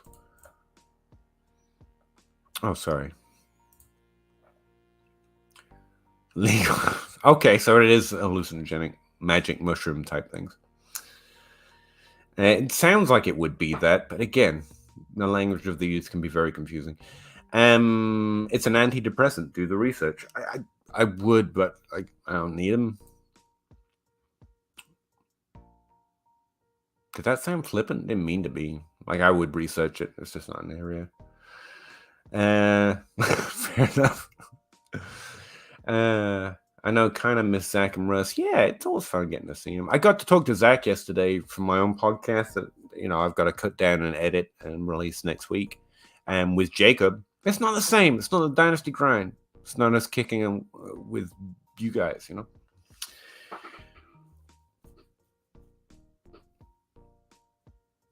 Oh no, Kyle. Yeah, that's probably what he was talking about. And Coke. That's the thing. No, I mean literal Coca-Cola. The drinks there were incredibly expensive. Like, literally, if you didn't order Coke, it was the price of a meal when we go out to eat here. It was like $20 for the Cokes. Like, seriously, it was, again, small town boy living in a small town in Kentucky. Vegas prices were the epitome of a small town boy going, like, you got $20 for 2 Cokes? That probably sounds normal to anyone that lives in London or New York or Chicago or a big place where prices are higher. For me, it was it was crazy. But yeah, literally, we'd spend more, because especially then, like, I've literally cut sodas out my life. Not that we should be talking a lot about sodas. I don't drink it anymore, except for occasional one when I'm talking a lot, and so I need quick boosts of energy and also liquid. But At the time, that's literally all we drank. So we would have Cokes every meal, and because the Cokes literally came to about $17 on top of the price of the meal. So technically, I think we were gambling. We were spending more on Cokes on a daily basis than we lost in total on gambling the entire time we were there. But we didn't feel bad about buying drinks, you know? That was why I was bringing it up. Sorry, that was probably random out of context. No, you could. It seems like Russ is always tired. Well, Russ is. I like giving Russ some little side elbow shit, but Russ is doing a lot. You gotta remember, he's like the director of the DLF podcast network. He's on 3 different podcasts. He's doing regular YouTube videos with Addison to try and help him out, get followers on the channel and whatnot. Not to mention kids. He actually has a full-time, significantly draining job and a wife. I would never admit it, but he's actually probably running himself ragged right now. And also, I think he was sick a little while ago, like many of us have been. So yeah, Russ is putting himself to the ringer. The few times he's able to come on here with us are actually a big deal. That's why I look forward to it. It's I'm surprised he's able to fit us into the amount of things he's doing. Yeah, he deserves a night off, that's for sure. Chat isn't rendering for me. I'm sorry, dude. You're on YouTube, so it should pop up right next to the video. Someone literally commented on the video, where's the live chat? I don't know how to explain it if I'm not actively looking at it, but as I remember from watching other live streams, it pops up on the right if you're on the big main screen on a PC. On a phone, I'm pretty sure it's like a drag up menu, but anyway. Yeah, seriously, even if you have a lot of money, like that's a lot of money for Cokes, isn't it? But at the time, we were trying to be cool, like, oh yeah, that's a normal bill. But it was a honeymoon. We're trying to be classy about it. We actually found Jimmy Buffett's, a Margaritaville place. That was the best place to eat because you could have a meal for $40 total. And even then, the Cokes were like really expensive, but we could each get a sandwich. And it's real nice food, don't get me wrong, but like anywhere, because last time Rebecca had been there, and when I'm thinking of what I'd seen in Vegas on TV, I figured we'd just be eating free buffets all the time. But that was not a thing. Apparently, trends come and go out of Vegas fairly often, and it was not the cheap food trend that we happened to go there in. But anyway, that's how I understand it. Peter, are you going on any shows soon? I go on any shows that ask. If I'm not on any shows, then it's because no one's asking me lately. It's that simple.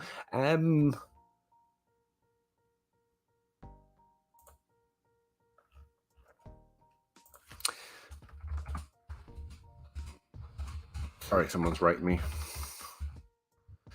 John Hogue says he would have come on if he known he was by myself, and I'm trying to explain that I wasn't by myself. I excommunicated myself from having Zach here by being late. But I was just thinking, I don't think I've been asked to be on any podcast lately, so nothing coming up. I hope to, though. We went on an expensive Coke binge. I weird foibles, How does a guest host Dynasty dynamic work in the FS space? I don't know. Remember, I've been on a few podcasts that are like serious, like JJ Zachariason asked me on his. That was a big deal, for me, and a few others. And I get the sense that the podcasting I do is not like the podcasting they do. So there's probably more seriousness to it everywhere else. What I find from the majority of people is that things like that are just titles. Everyone's happy to let everyone else be themselves. There are some people that are genuinely better at one or the other of those roles. I tend to take over if I don't have a good host, just because I don't say a lot of smart stuff, but I do tend to keep talking if no one finds a way of interrupting and guiding me.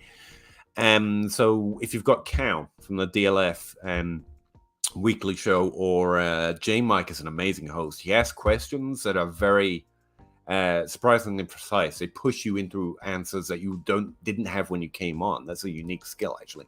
And also, he's just jovial, and you like to wait to hear him speak, and you do what he says. So he's a great host as well. But generally, I found the host-guest dynamic is very much a feeling back and forth between the two people, or the three or the four people who happen to be there. But again, some podcasts are going to be different. They're going to have more defined roles, and someone's going to try to exert the host role and the guest role. But most of the ones I go on, you just kind of feel each other out. Do you want me to keep talking? Do you want me to direct you? Having Scott Barrett on my podcast, for example, was a striking not conflict. It was very different because Scott is used to doing much more professional guest host, and I'm used to a conversation. So I would ask for something and he would answer it like shit. And so it took me a second. I think it shows in the episode. I try and cut out most of the dead air space and the bad dead ends I took him on, because I wasn't used to that. He knew how to answer the questions I asked. Whereas like us guys and me talking as Zach, we just tend to wind around a conversation. So it very much depends on the podcast and also the person, but also how far into the professional space you've got. But my experience, the ones I go on, it's very much a feeling out of how much the guest and the host want to be those roles. And for most, I find that most people I find actually more interested in just having a conversation rather than I ask a question, you answer it. I ask a question, you answer it.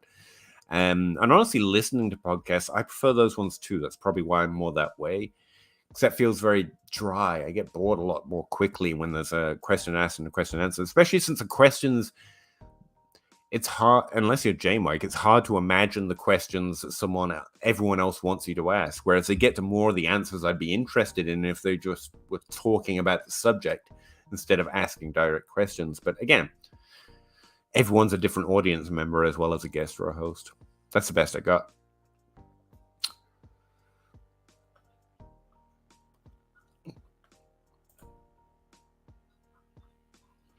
All right.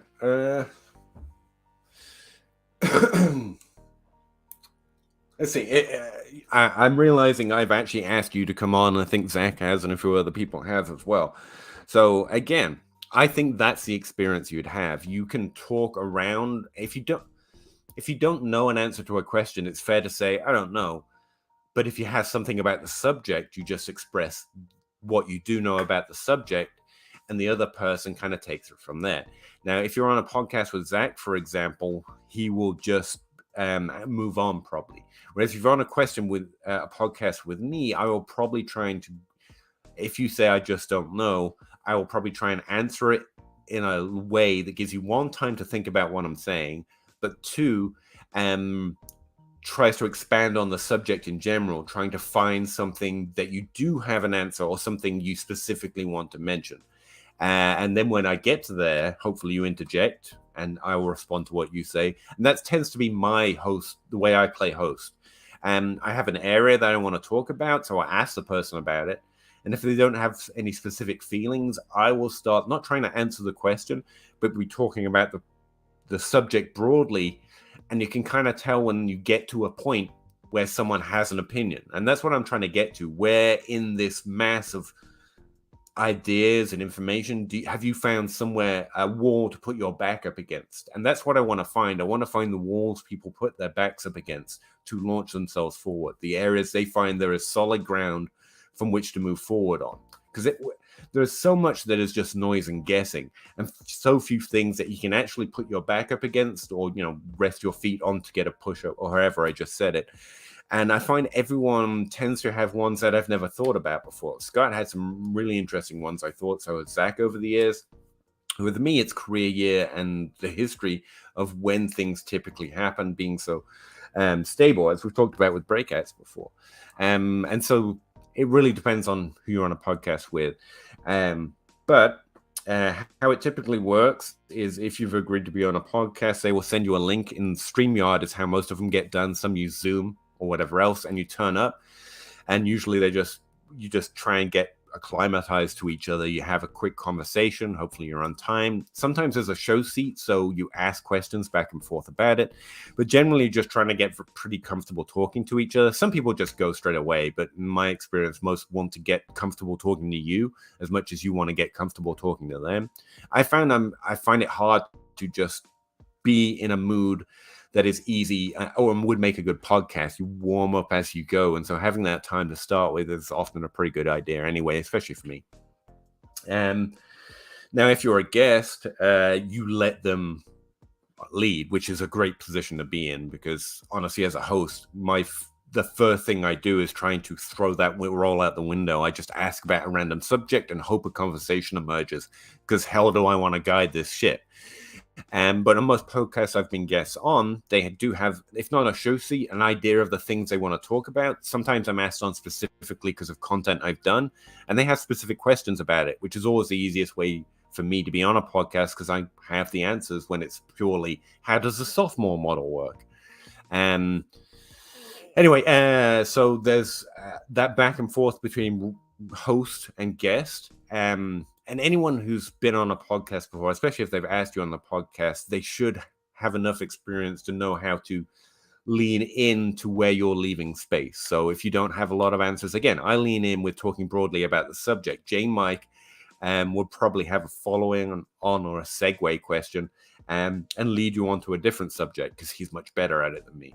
Whereas I would just talk about the subject until I found something you did have an opinion on. But if you feel you seem at all lost, the other person, or the host in this case, generally steps in. Anyway, especially if it's a podcast, not a live stream, it's okay for it just to dead air and for you to start again. For example, podcasting with Matthew Kelly a couple of times, he was an expert at producing content efficiently. And so I noticed he would stop talking and every now and again leave 3 seconds before he tried to say a sentence again, which makes editing just a pure dream. And I was like, I wish I could build that into my podcasting. And because watching him almost live edit himself, know that sentence wasn't right, I'm going to stop, leave myself the gap so it's easy to find in editing, then start again with the way I would see that sentence just without saying anything, was honestly pretty impressive to watch. And also the way he would come up with sentences and the best way to say them that quickly. And he was great. If you've listened to his podcast, not to big up Matthew Kelly more than, I mean, he has the accolades already. Me saying good things doesn't do well. But if you listen to his podcast long enough, as much as he's got a reputation of being a spiky disagreeer, right? If you listen to his podcast, even when he's talking with people like me that he strongly disagrees with broadly on issues, he always takes what's that term they use in acting, in improvisation? It's yes and, right? He yes ands everyone. Even if you drastically disagree on, like me, I fundamentally disagree on way athleticism matters in running back.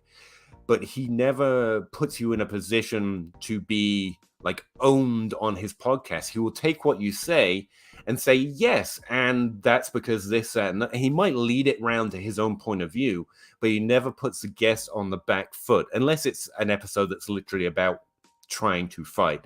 But if you're a guest on his Sonic Truth podcast, and I've listened to a lot of them, and I've been one of them, he's very good at yes-anding his guests, despite the fact you would think, but given his reputation, he's the exact opposite. He's actually despite the fact it feels more artificial because of that ability to live edit himself, it's much easier to be on his podcast with him, despite that fact it's pretty nerve-wracking because he's, a professional at this and I'm an amateur. But he makes it easier because he's so good at being a host that way, of being able to yes and whatever you say, even if it's something that directly contradicts what he would own you on Twitter over or whatever. So I think he's a remarkably good host that way. But I didn't mean to get into that. But you can see different evidence of different ways people go about hosting and guesting. But if you are a guest, especially if you're new, and whoever asked you on would know that, they should have expectations that they should be more willing to step in and guide you and also lean in. I think I failed a Kesh when he came on this show earlier. I thought, because he's pretty well experienced with podcasting, but I felt I left him hanging out to dry when he was on the Dynasty Grind too much. Probably because, I don't know, you'd have to ask him, because he's very good at podcasting, very good at fantasy, but I felt like he was left hanging a couple times when I didn't think he would be. And I wasn't prepared for it, so I didn't step in maybe as smoothly as I should. to make it feel less disjointed, especially for a live stream. He did great, by the way, but again, I think I failed because I'm a fairly terrible host at doing that element of it. I'm just kind of talking randomly about podcasting experience. Anyway, that occurs, and then typically someone will do a sign-off, even if they're going to cut it and do a new sign-off afterwards and give you an opportunity through one question or another to say whatever you need to say. Please follow me on Twitter, or I have this article, everyone go read it. Typically, no one's got anything specific, but sometimes that's why they're doing podcasts. I've got this new book out. I want you to go check it out. So you just they leave the space for you to say something like that. And normally when it's me, it's just like, yeah, follow me on Twitter, I guess. And then podcast ends, and there's usually, it's honestly what I imagine being on stage is like, you don't want to just immediately leave. And so normally it stops and everyone just kind of sits there and was like, wow, let's have an after party conversation so I can ease back down into not doing a show. Because there is a high certain amount of, even right here afterwards, it'll take me a second to just get up and go back to the rest of my life, because you're on a platform, even when it's just me and you guys. I know we're not a big show or whatnot, but it's kind of weird. It does feel that there is a state after even doing a live stream, or especially a podcast where they're recording the video as well as just the audio, because sometimes it's just the audio, and there's a sense of being on show, and it does take a minute to like come back down, and it is a down. You were up and you didn't even know it until after it stops, into just your regular state of being. If that makes sense. Anyway, and the after show conversation, if there is one, sometimes there isn't, it's actually some of the most times that's where you increase those connections. It's where I got to know Zach or J Mike or whoever I've been on podcast with just a little bit more. And often someone says, I really have to go see my family or be back to bed now, because they end kind of late, as you might notice. And that's it. That's my experience with podcasting. It depends very much on who is the host and who is the guest, that back and forth. And that's what I'd look for. If you're thinking about doing it, I would just go on. That's the way I got used to it. I just started going on with no expectation, and here I am, wherever this is. But honestly, yeah, like if Zach's asked you to come on, and because he's told me he has, I'd strongly consider that. Zach's great to talk to, as you've seen, but especially if you go on the dummies and J-Mike is around, J-Mike takes all the pressure off everyone else. And he wouldn't like me saying that, but you can always kind of know he's there. And he is an extraordinarily good host. One, about asking questions, and also just about doing that grease that makes a podcast run smoothly without anyone feeling or sounding like they've been less dangling. A lot of that is cut out in editing, even if it happens, by the way, especially if it's not a live show. So yeah. And also Zach and J Mike would take care of you in the sense they give you an idea of what they were going to. It might not be a show sheet, but you'd know roughly what the subject is, and so you would have an idea of what to say. I've always worked well without a show sheet, because I won't say things about something I don't know anything about, and I tend to have pretty strong views on certain areas of most everything. So doing it loose works for me. But some people, and I've met them, like they wanted me to write down a rough idea of what they needed to prepare to come on the crossroads, even, because they're better that way. They feel more comfortable that way. So yeah, I would consider the show you're going to go on and how you want to approach it. If you want to have short, curt answers, then you're going to need a show that has a very strict guest-host relationship. Mine doesn't, and neither does the Dynasty Dummies, even when they have I guess they're more of a back and forth. But they have two people who are much better at doing that dynamic than I am, so it's a pretty good idea. The open bar, for example, when it is in operation, between Gabe and J Mike was really good. One, because they're both actually pretty good hosts, despite the fact they ignored that. They were good at coming up with a structure that felt loose and free and open, but there'd always be another thing to push us into another conversation when it was needed. And also Gabe's just awesome at rapping, so the theme song was awesome to listen to. But also there was like 6, sometimes more people on, so there was never a feeling of you had to interject. If anything, there was a feeling of I better say something soon, or I'm just a guy watching while being recorded doing it. And that was always an interesting show. It's one of the earliest ones I went on, and that's what made me want to keep doing it, because the open bar is so much fun to be on, whether you're new or a vet. it's just a lot of fun because everyone there, you meet people from all sorts of walks of life in the same community as you are. You get to know them. You get maybe to have your first interaction with them. It's such a fun atmosphere with Gabe and Mike both directing it, and that kind of open platform is awesome when it comes to podcasting. Unfortunately, it's not. They don't seem to really be doing it right now, probably because Gabe's got a young'un to raise, not to mention everything else. So yeah, I went on about that way too long. But there's some information about podcasting.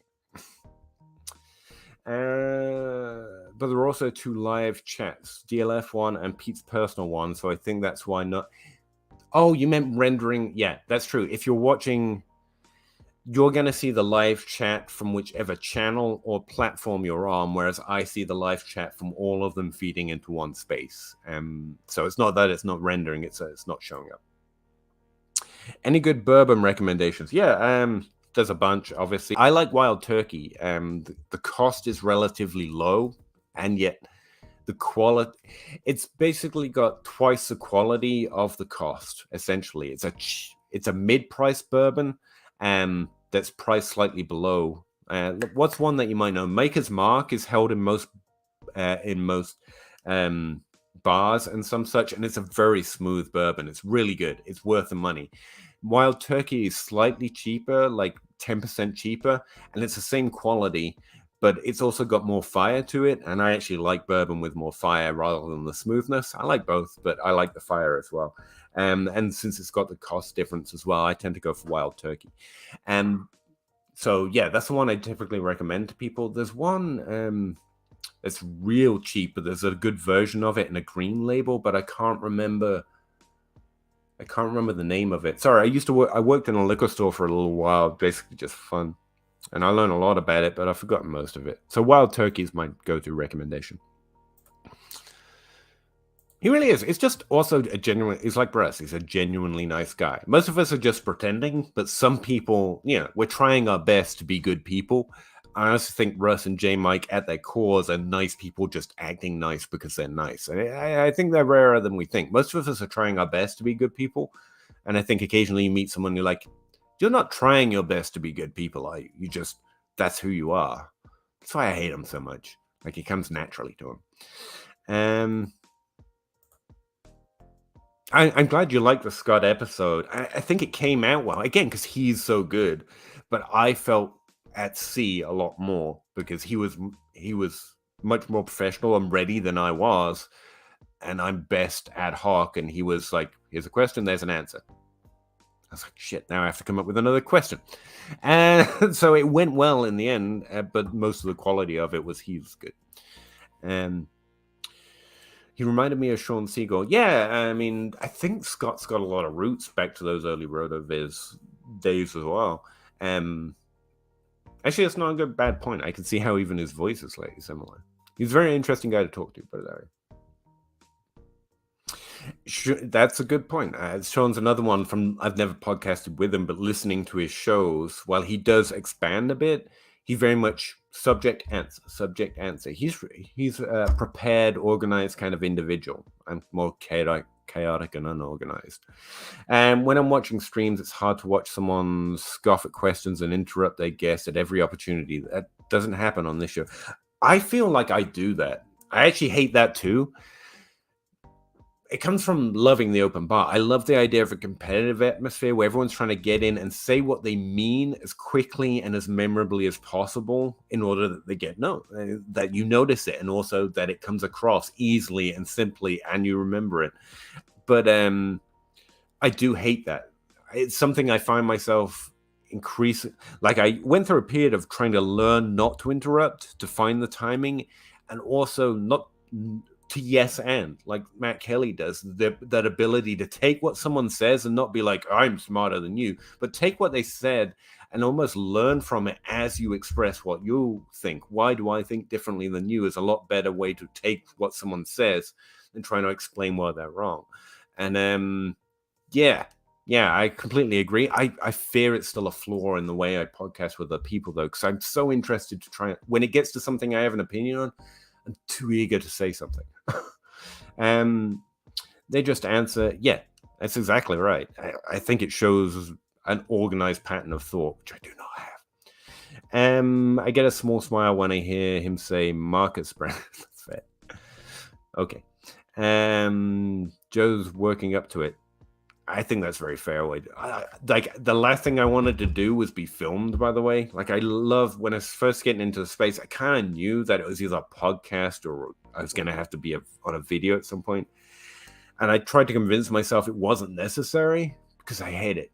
But honestly, slowly but surely, I worked myself into it. Now, because basically I've managed to switch it from being on a stage to getting to go talk to some really interesting people about fantasy live instead of through a tweet or through an article or through a comment on an article.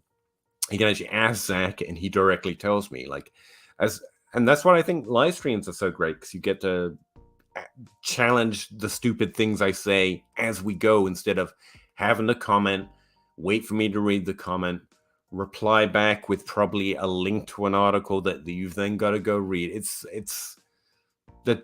so much less. I enjoy it, don't get me wrong. I think there's a place for that too.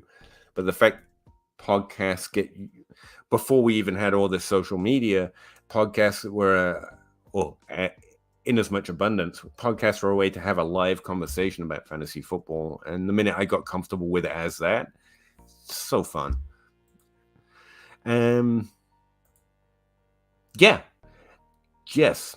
That's also what a good host is pretty much able to do that I don't think I'm at. And again, I do think it's somewhere that Cal and J Mike and Matt and all the other hosts I mentioned that are good are able to do. They're able to take what you say and say, so what you're saying, and almost give you a summary to then say, because sometimes I don't have a firm summary. And then a good host will be like, so exactly what you're saying is draft running backs after their second year that fall in value. I'm like, yeah, that adds up. And suddenly you've got a conclusion. And you're right. That's what makes content. I did a radio spot once where the host abandoned me for 5 minutes. That was painful. Yeah, you get that too. Sometimes people just throw something at you and you feel left hanging or set adrift. There's very much a sense of being pushed into a spotlight with no assistance. I mean, it's not that that's always terrible. I mean, you learn through fire. That's the way I was taught to teach. I was thrust in front of a classroom by yourself. Teach them.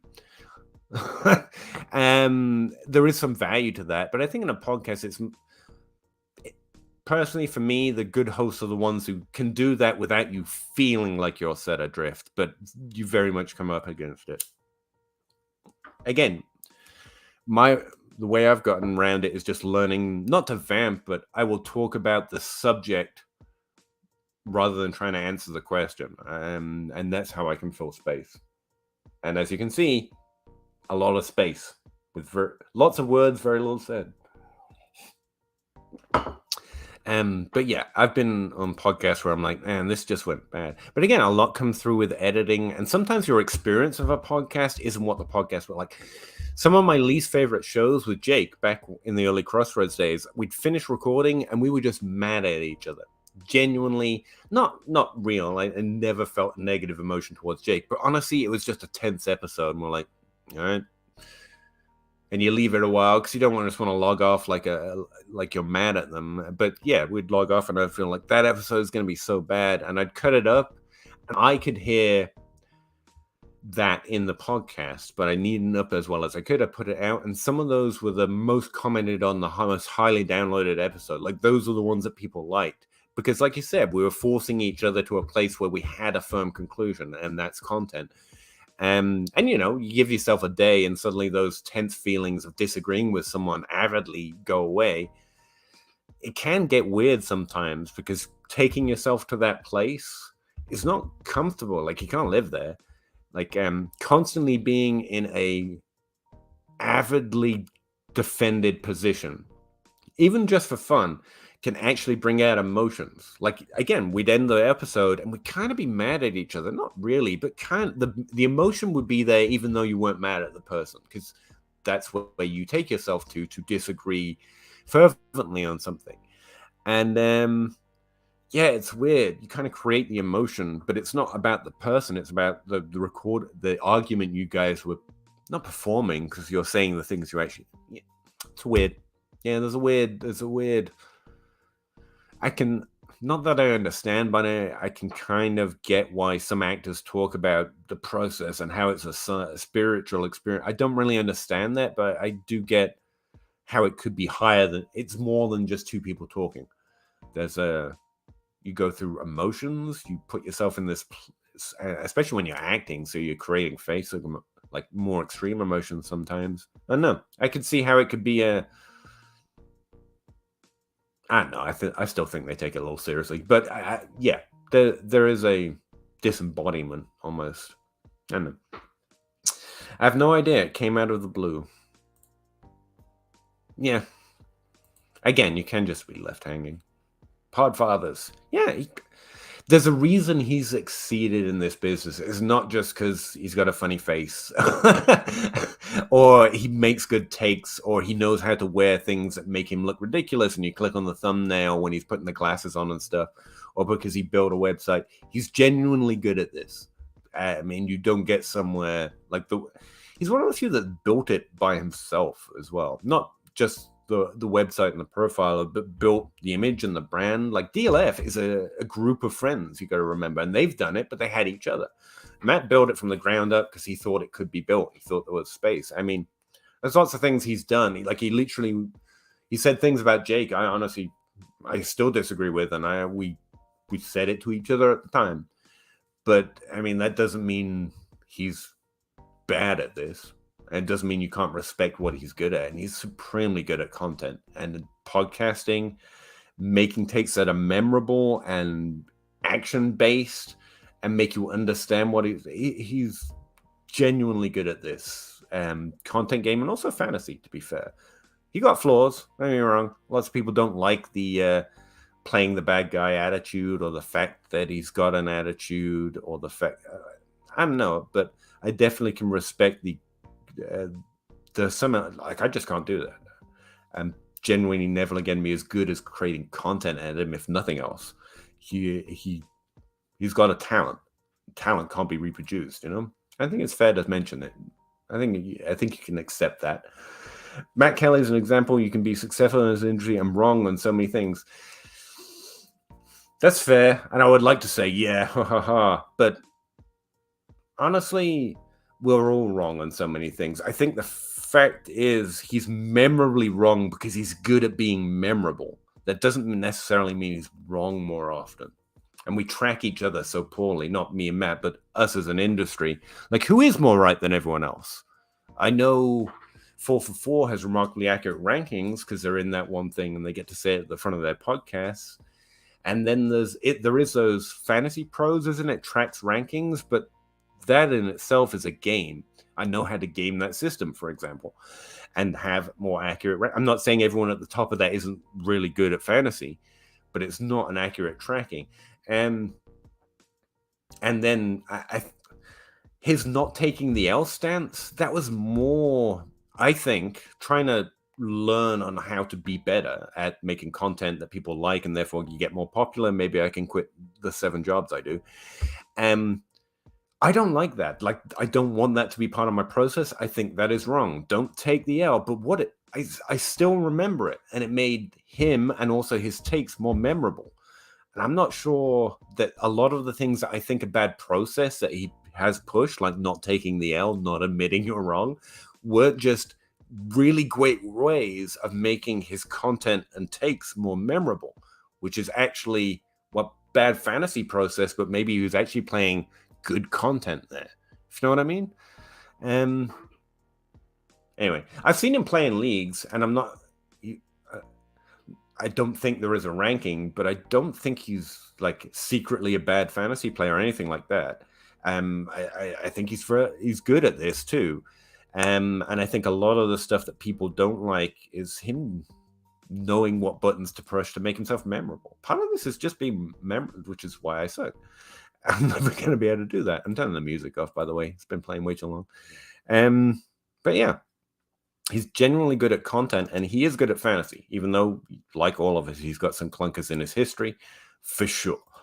This is awesome ground and level insight. I don't know how on the ground I am, to be fair. If sometimes I feel like, because I got a couple of Twitter followers, like I'm in this thing, I know stuff.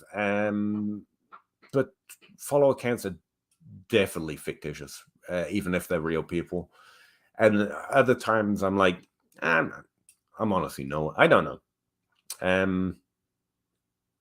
And to be fair, I'm sharing what I think about Matthew Kelly as another audience member. It's not like I have inside information on Matt. Like, I went on his podcast a couple of times because I was lucky enough to be part of do a job for that company for a second. It's not like we became friends or I know more than you do about him.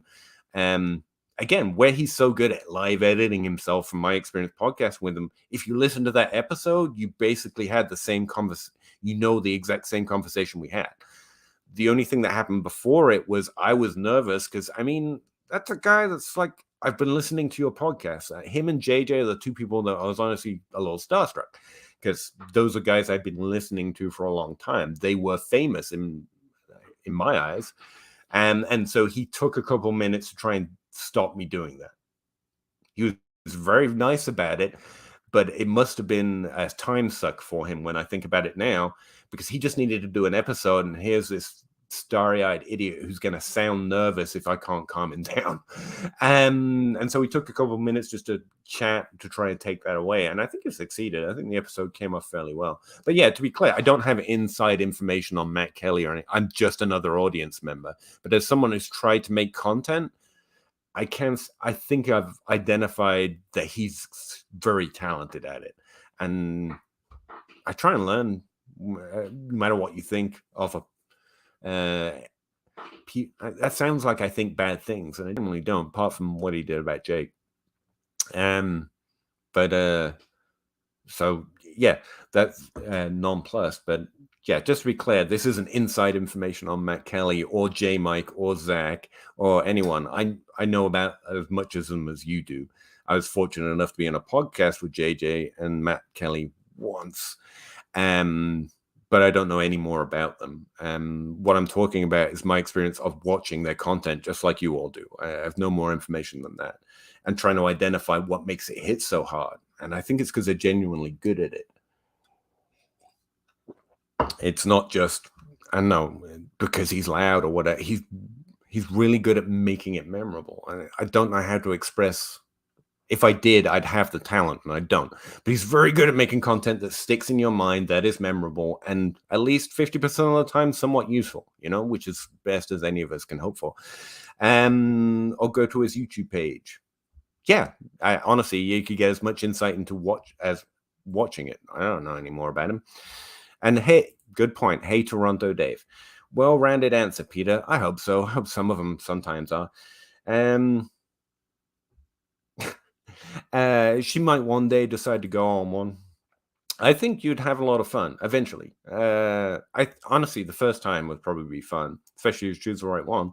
But it's like anything else. Again, I enjoy it a lot more now than when I first started trying to do it, but I still look back on those early attempts. It's fun. I met most of the people I still talk to now through my first early podcast, and I'm really glad I did them in the end. But I understand the hesitation, because I seriously do not like a lot of this. A lot of it is I don't like attention, but I do like conversations, and yeah, it's a give and take in that regard. And you should. And also, if you want to, it's not just because Joe's great, so everyone would have her on a podcast. You should ask. It's like anything else. If you want to do something, it's weird. It's taken me almost 40 years to figure this out. You have to ask. Like, if you want to get published somewhere, write something, show it to someone. Like, would you be interested in this on your website? And if you want a guest on a podcast, say, here's my Twitter account. I would like to talk about this subject. I really like your podcast. Would you be interested?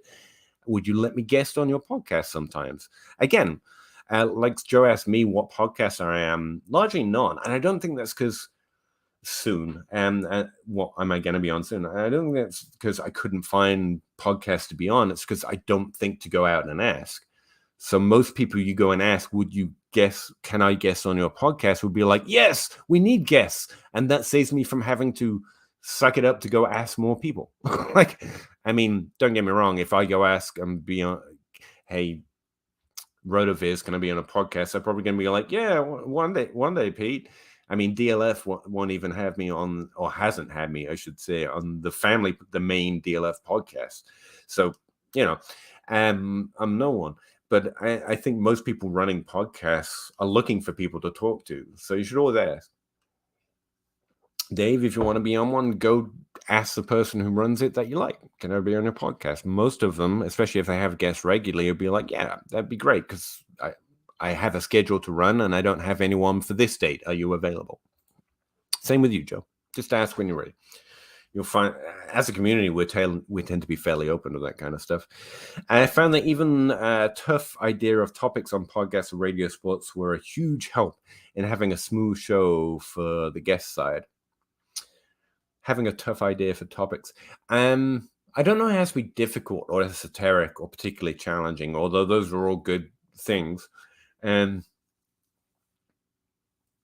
I think having a general idea of what the subject is definitely helpful for a guest. So even as someone who likes to kind of riff it, I need to know if I'm talking rookies, and we can segue into the NFL, but are we starting on the general conversation of rookie hits or one particular rookie player or a particular position? It's definitely, and at least a loose skeleton makes it much easier for guests. So when I have guests, I tend to throw them the three main questions I have, which is, what is your process? Why is that your process? What are the results this year?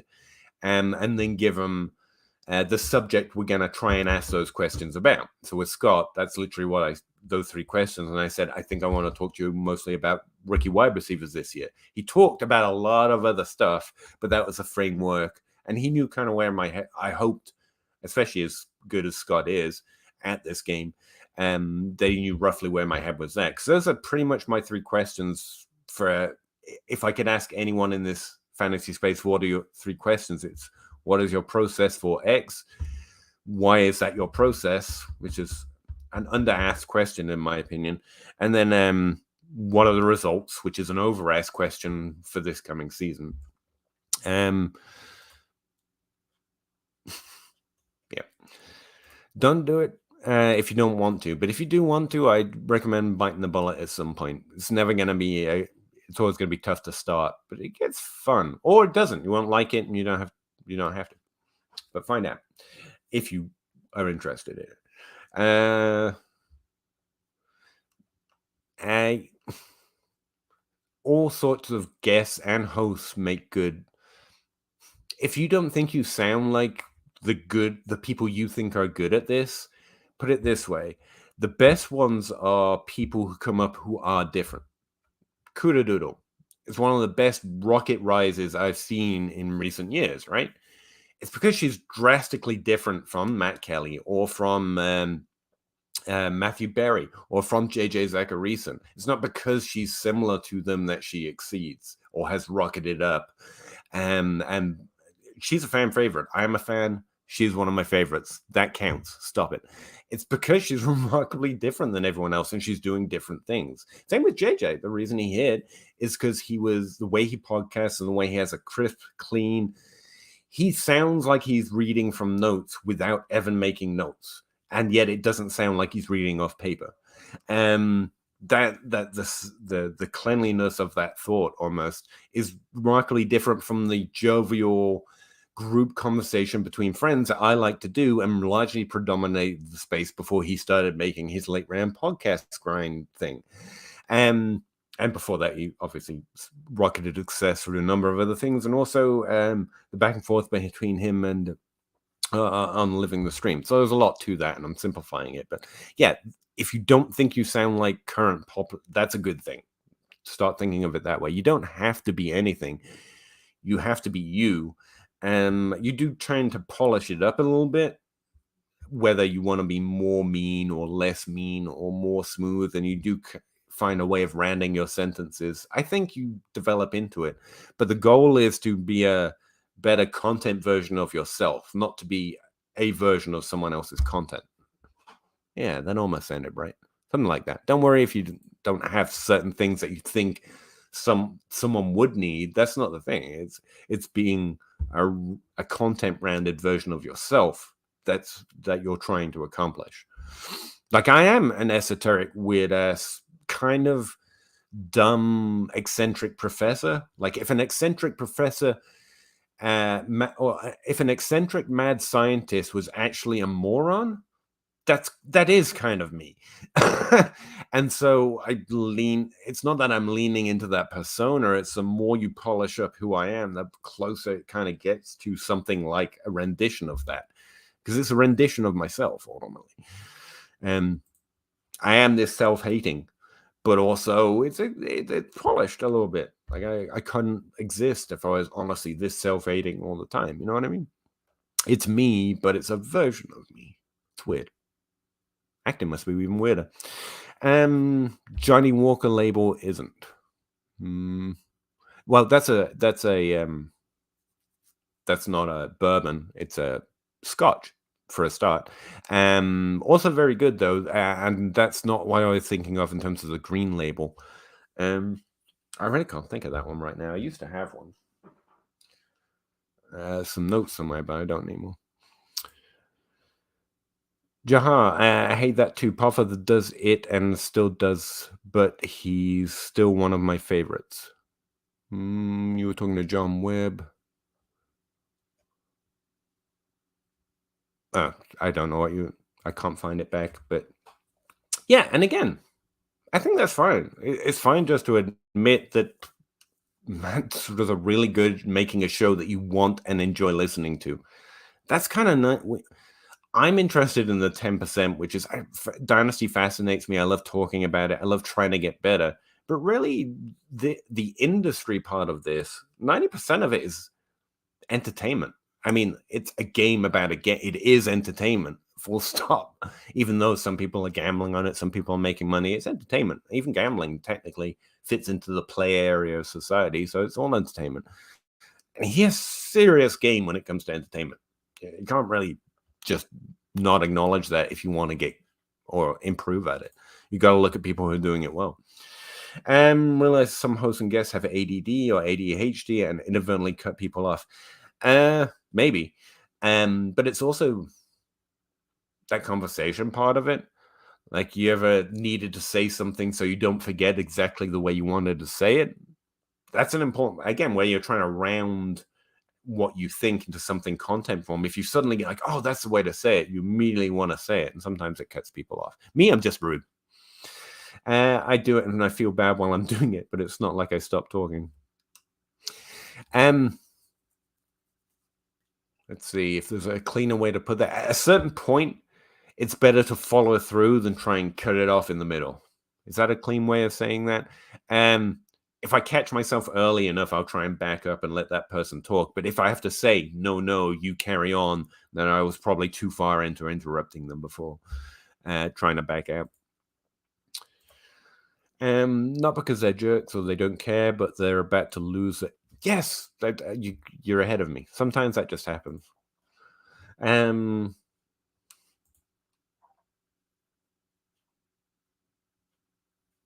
Yeah. I don't listen to a lot of Chad Parsons podcasts. Not shade, just I don't fit them in. So I can't.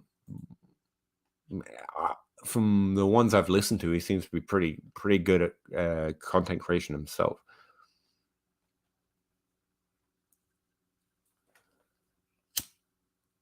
He might be. Can't comment on it. Yeah. Why am I stuttering over this? Because I'm trying to extract some information that I don't have. All I can tell you is my experience from watching their content and also the little interaction I've had of him.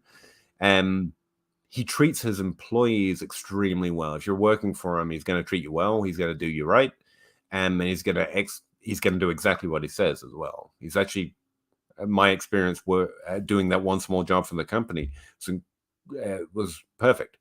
And from someone watching his content, I think there's a lot to learn about content creation. I don't know don't know him personally, so I can't comment on his actual personality. I can understand he comes off that way. Maybe that's true or not. And if that's what he did to you, I would also feel like that's wrong. I would not. Doesn't matter what anyone else says. That's people shouldn't go off on you because they're insecure.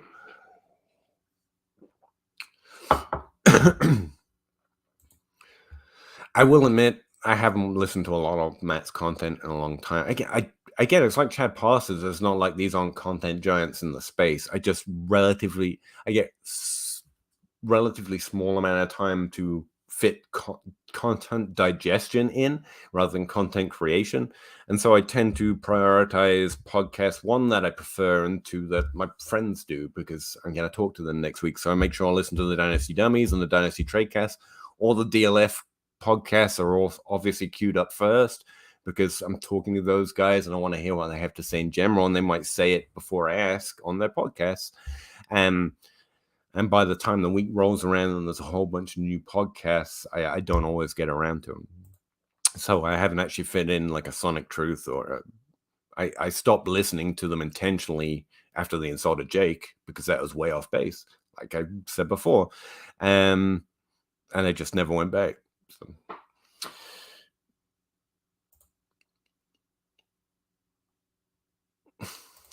That's fair.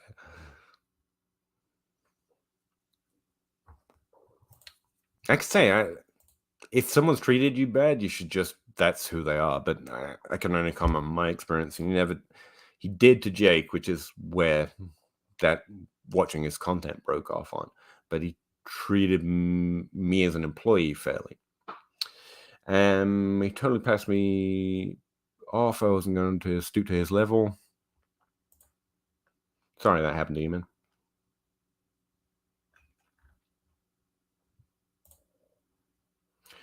Do you find that most successful content creators become successful organically? Like they started out creating content for fun and a hobby, like the ideal? And no, it's not like I've done a study of it. And just because I, again, have a couple Twitter followers, it's not even that many relative to the people that we're talking about. They're like 4, 5, 10 times bigger audience. Not just his show, but like even my follower count. So we're talking well above my heavyweight here. Let's see. Would I say the best ones? I don't know. I've seen some people intentionally go out and become it that are just kick ass. Ray GQ. I think he came in with the intention of being a thing, made himself a thing. I think he's legit. Like, I think he's fun. I think he's funny. I think his content's real. I think his analysis is really valuable. Same with Matt Harmon. Different kind of content, but he intended to make an interesting, exciting piece of content that people would love and become what he is off of it. And he did. And that was intentional. Kudo Doodle, it feels like she just stumbled into, oh, wait, everyone thinks I'm hilarious? Cool. And also she plays fantasy and she's pretty shrewd at it. Don't let her fool you. So I don't know. I don't know if it's more organic or more not, but I don't think being organic or not being organic means you're more likely to be, legit, as it were. I think it comes from both sides of the aisle. And I think it's always some sort of mixture of both. I think increasingly we're going to see more creating themselves and organically bubbling up. Again, we're becoming more of an industry than a community, or at least the community is letting an industry build up around it. We're getting bigger. The fantasy space is increasing. There's more money getting invested. That's one way you can see it's becoming an actual industry. We used to refer to it as an industry when it wasn't. I think there's actually industry here. People are doing startup companies, getting loans, starting big leagues for small entry fees to make an actual living off of fantasy. It's becoming an industry. It is. And so you're going to slowly see people creating themselves more than organically coming up. That's just a natural tendency because the market's changing. Not that I'm a business historian, but the little I know about it, I would say that was normal. You are starting to see people who are much better at creating engagement. That's becoming increasingly part of the fantasy community. People who are good at creating engagement and tweets and likes and getting followers, not necessarily because they made a Matt Harmon piece of content or they are genuinely skilled at it, like Sean Siegel. He just has a natural talent for fantasy football. Or John Bosch, for that matter, would be in the same category. As his naturally thinks in a way that's advantageous for playing fantasy football. Or organically, you just strike everyone's funny bone like Kudo Doodle. Instead, you're going to see people intentionally striking people. And I think we are seeing more of that as there's more money. And so there's more money to make it worth the effort. We have a few at DLF, and they're much more popular and successful in this space than I'll ever be. And again, I don't think that's necessarily means they're less legit. You're going to find legit people who also have that skill set. So I don't think it matters would ultimately be my answer here, Eric. You're going to see more people, probably going to see more created than organically fostered.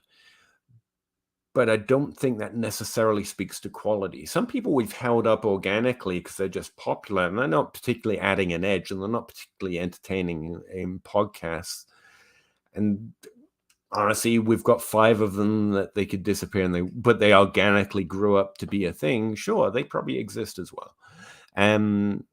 We're growing, and there's always been space for more people. So I wouldn't discount anything.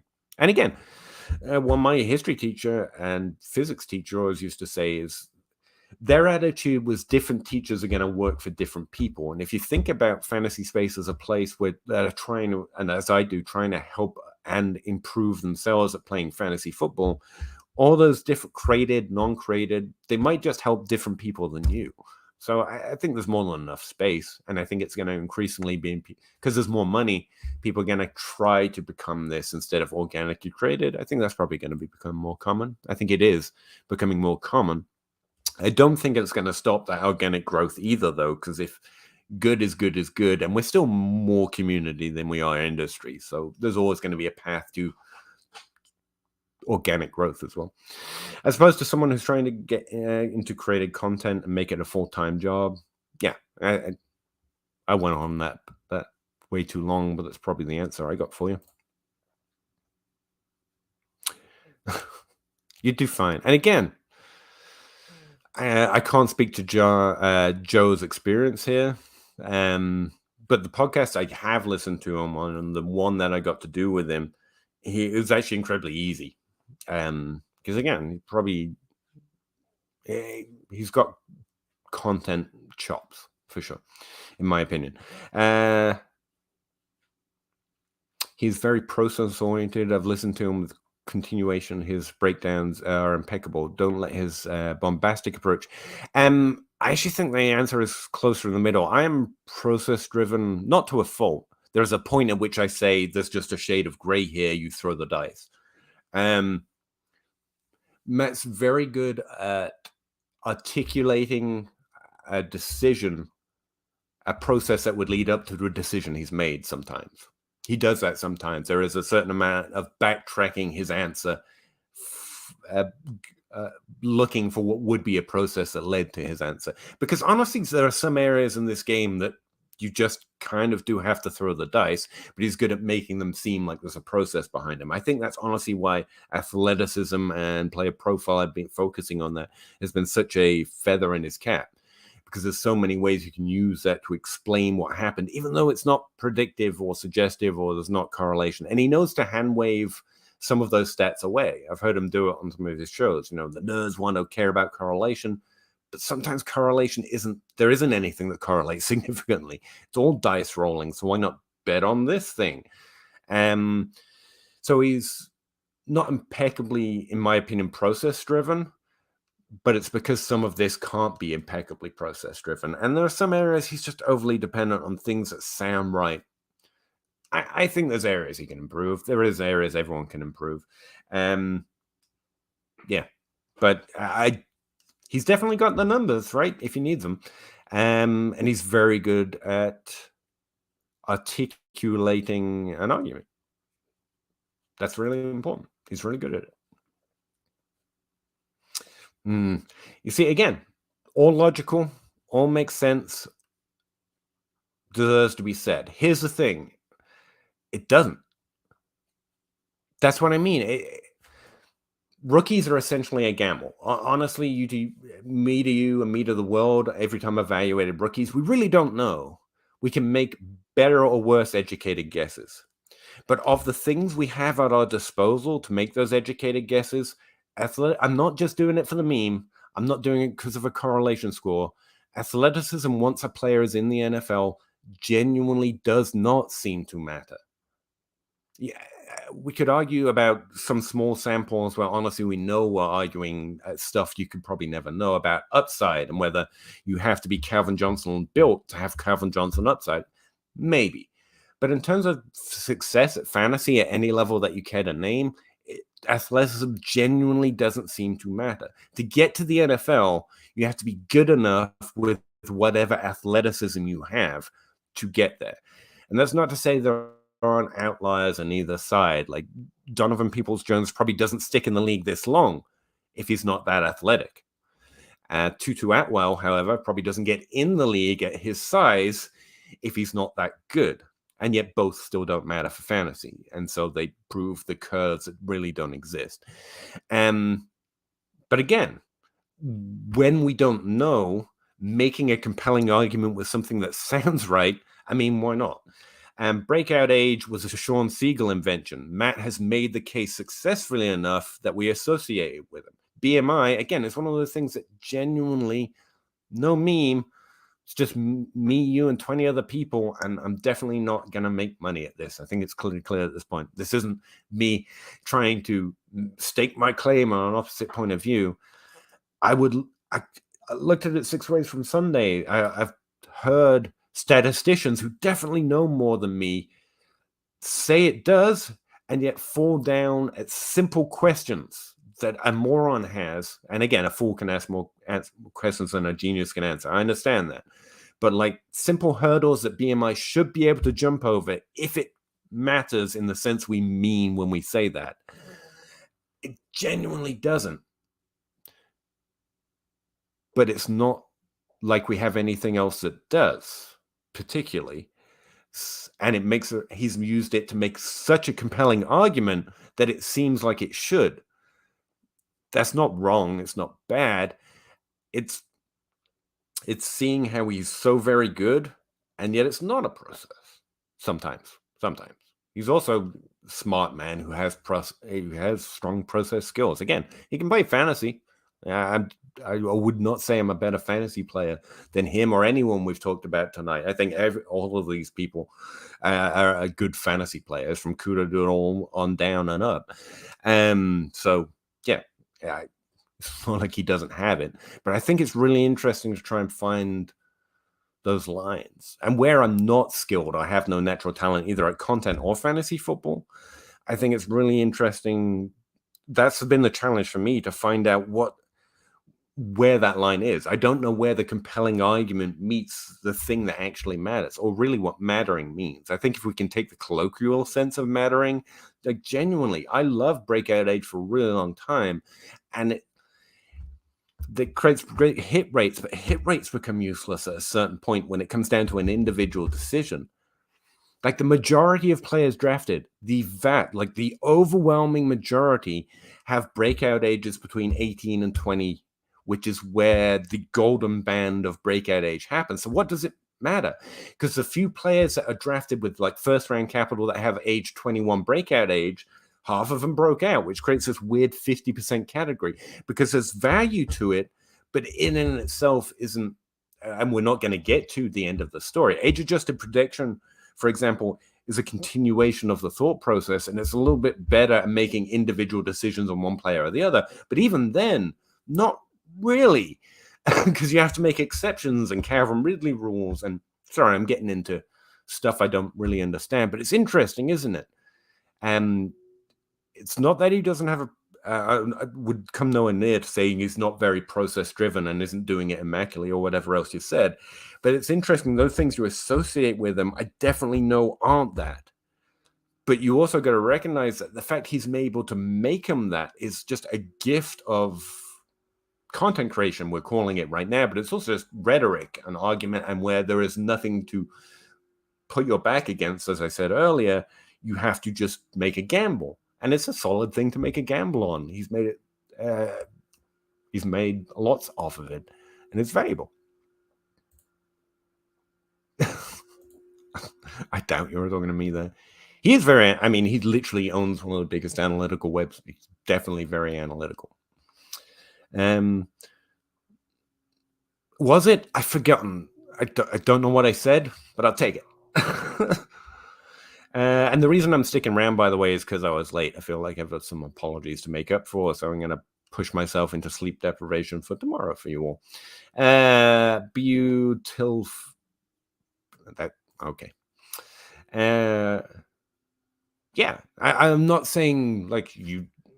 Again, I don't think I'm stating nothing, literally about his actual results, because I don't know him. I haven't tracked him. He seems to do pretty well, in my opinion, and we all have hits and misses. Well, I have probably more than most.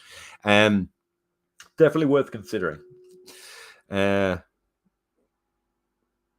Honestly, I mean, that's another very of that kind of bombastic. Like, he encourages the idea that you should agree or disagree, and I think that's a good thing to have in the fantasy space. That attitude made me think I'm allowed to just disagree with you. No, that's not just fun. I think it's the right way to go about a fun game where we have so much variance. I think I got that from that bombastic attitude some people don't like about him. That you could be bombastic meant that you could disagree, and it encourages it, and that's not a bad thing either. Probably underrated that he and others, to be fair, by playing the bad guy, you have to have a bad guy to disagree with, so someone has to play the bad guy. To be fair.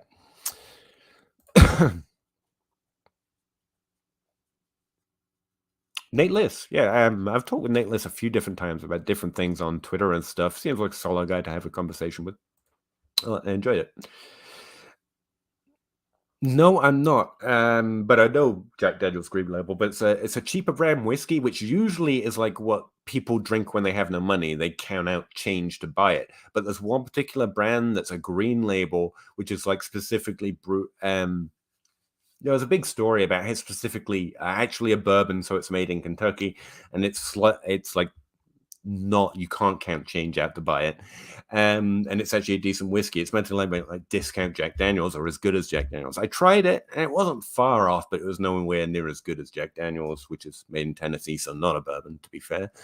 But I remember it. You have to ask me another time, though. You're gonna have to Google it or go to a liquor store to look at the bottles. I'd have to see the bottles. Hey, Joe, I appreciate it. I think this show is the peanut gallery. I'm hoping that's what we're kind of making here. As much as it has a direction, I just want this to be the peanut gallery. You know, Ray is my favorite. Ray's awesome. I know he's got a persona of his own, but he's a genuine guy. Again, lucky enough to podcast with him once or twice. I've talked to him in DMs. Content version of yourself is somewhat of a rounded, like a polished, if you were you times 10, or you want to not perfected, but heightened. But he's genuine as well. Like, genuine guy, nice guy, good guy. And it's as much, again, I'm not friends. I don't know intimate details about Ray GQ either. I just talked to him a couple of times from my experience behind the scenes, a little experience. Like, there are some people I haven't met behind the scenes at all, like a lot. And I would like hearing that. Seems like he's pretty genuine. You always hate those stories where a celebrity that you like turns out to be a jerk in real life. Like that, I always fear that when I like someone, like don't meet your heroes kind of stuff. So I like to point it out. Like I met Ray GQ a little bit, talked to him. He's not that jerk behind the scenes. Genuine guy, seriously. So's Zach, so's J Mike, so's JJ Zacharyson. Like, not a jerk behind the scenes. A small glimpse that I've had on these famous people, that's genuine. They're genuinely those people. They're nice people, not jerks behind the scenes. And I would like knowing that if I didn't. So that's why I'm mentioning it. And the other day, the Mason guy said he's never had a fantasy team make the playoffs out of 1,000 teams. Well, that would suck. Especially the playoffs. I mean, it depends on league format, but I can't imagine not being able to make the playoffs. I have, but like on rosters that have completely gutted, maybe, but the playoffs are fairly easy to get. That might be exaggerated, but because in my leagues there are often 3 or 4 teams actively trying to tank because they're very active leagues. So, but playoffs should be possible to make, you'd think. Mike Me Up got me started into all of this. He's a wealth of knowledge. Mike's a genuine guy too. But I don't think we've podcasted. It feels like I met him once, like in this kind of video format.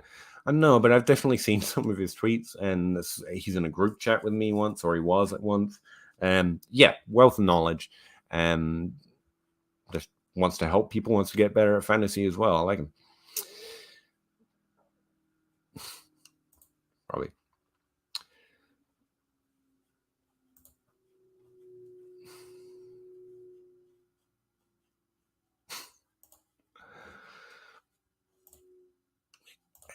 On Eric, I think that's a full stop on most things. Again, 90% of this is honestly entertainment. Football, sport is entertainment. If you enjoy it, it's fine.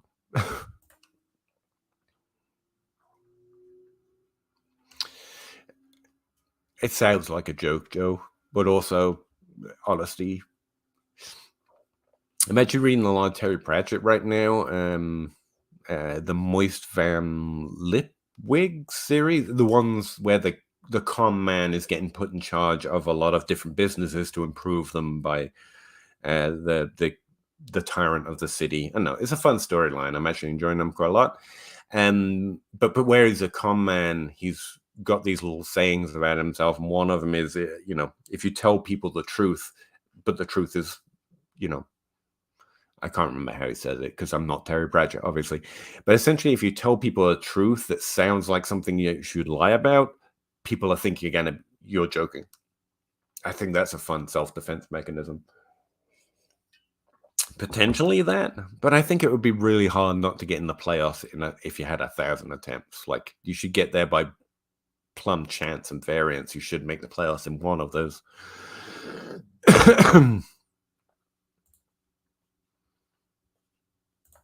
Anyone during the someone shared with me the BDG, the Big Dogs Gotta Eat, the YouTube channel with Nick and everyone on. Since we're also streaming on YouTube, you probably know about them.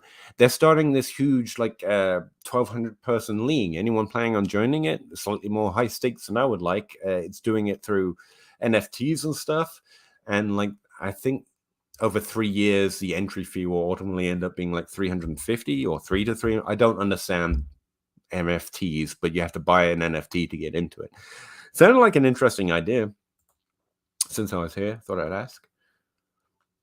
Just talking of other leagues and high stakes players, I'm not entirely sure who Mason is. That's why I'm kind of not commenting here.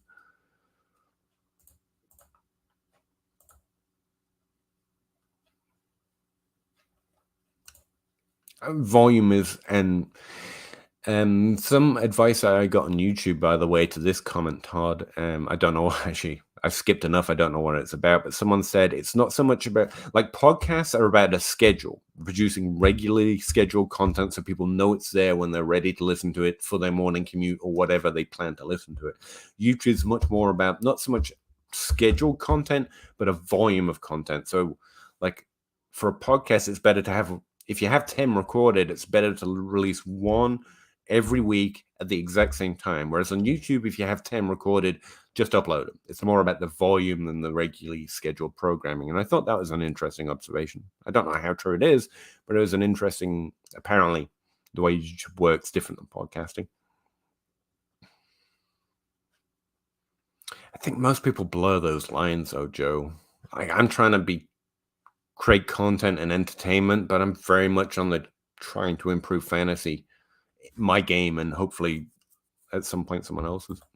I think everyone's a little bit at all of that. Is this a Mason guy that I don't know whose channel skyrocketed? Someone else I gotta learn from? I know Mike. It's the last name that I actually recognize when you said it. I don't know YouTube creators as much as I know general general creators, the ones that are on websites and PFF, and I know the BDGE website a little bit because again, one of my patrons was um watching their channel and mentioned them to me, so I went and sought them out and said hello, and that's how I met Mike and also Nick a little bit, a little bit. Yeah, I don't understand the algorithms, to be honest. A little bit. It looks like I'm going to have to study it if I want to get any further with YouTube, but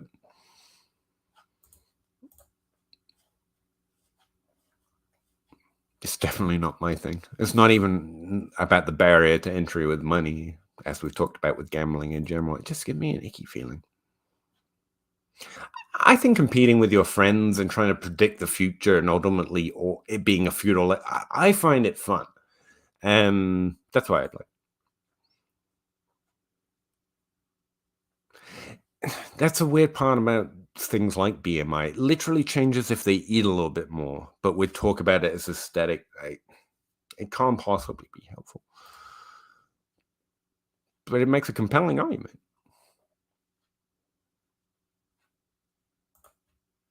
Yeah, most people I know just roll the money back into the leagues. In my small stakes friend leagues, and most of us are like, yeah, they use it to pay their entry fees or whatever.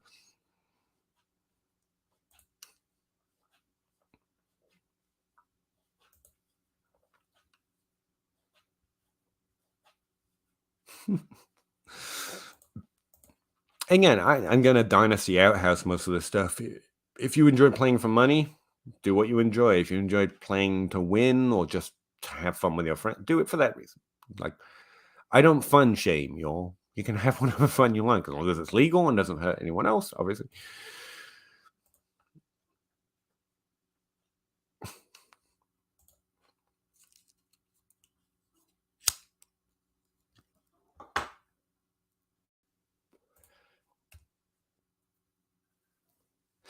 I think I know what you mean here. Like even the title of it, when my patron told me "Big Dogs Gotta Eat," I was like, "That's not my speed." But that's how I met Mike, and Mike is exactly my speed. And much smarter. Like he's analytics driven. He's smart. He wants to get better. He continues to try to update his process. He wants to He trust but verify is very much Mike as well. And Nick seems he's been very helpful. The few messages I've sent to him.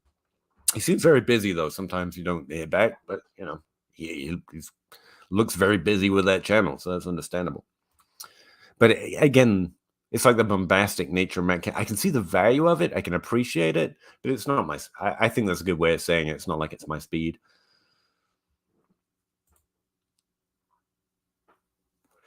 But you considered it, Joe? Yeah, and again, where you play slightly, well, significantly, but not many, like you said earlier, higher stakes than me. I thought maybe you considered it. I guess if you're more into the crypto space, would be the people that were interested. Meant to be a huge league, though. Hey, Lingen? How you all doing? Been all over YouTube lately for Dynasty content since my league switched over a couple years ago. It's fun. Oh, glad to have you. Yeah, it's nice to get for a second you get to believe you're smart because you get something right, but then you're going to get something wrong and that's going to take you down. Like I find it a good idea not to attach any personal feeling like your sense of self-worth or intelligence to fantasy football. And that was a strong motivation for me earlier. Like I want to get smart. I want to prove that I can learn this and get good. And that will mean there are no grades anymore. So I have to be smart some other way. And increasingly, especially as you see people fail and other people call other people idiots for taking a very reasonable bet and it not working out or taking that guy. And more and more have backed out any connection between you don't want to connect what you think of anything about yourself in fantasy football. It is for fun. I mean, some people are playing for money, so play for money by all means. but try and back out your own opinions on yourself from it. I started out that way, and I find it better to back them out in real time. So I've never had a home league because obviously for various different reasons I got into it a different way. It sounds like a nice idea. I never had a live draft. I'd like to do that too.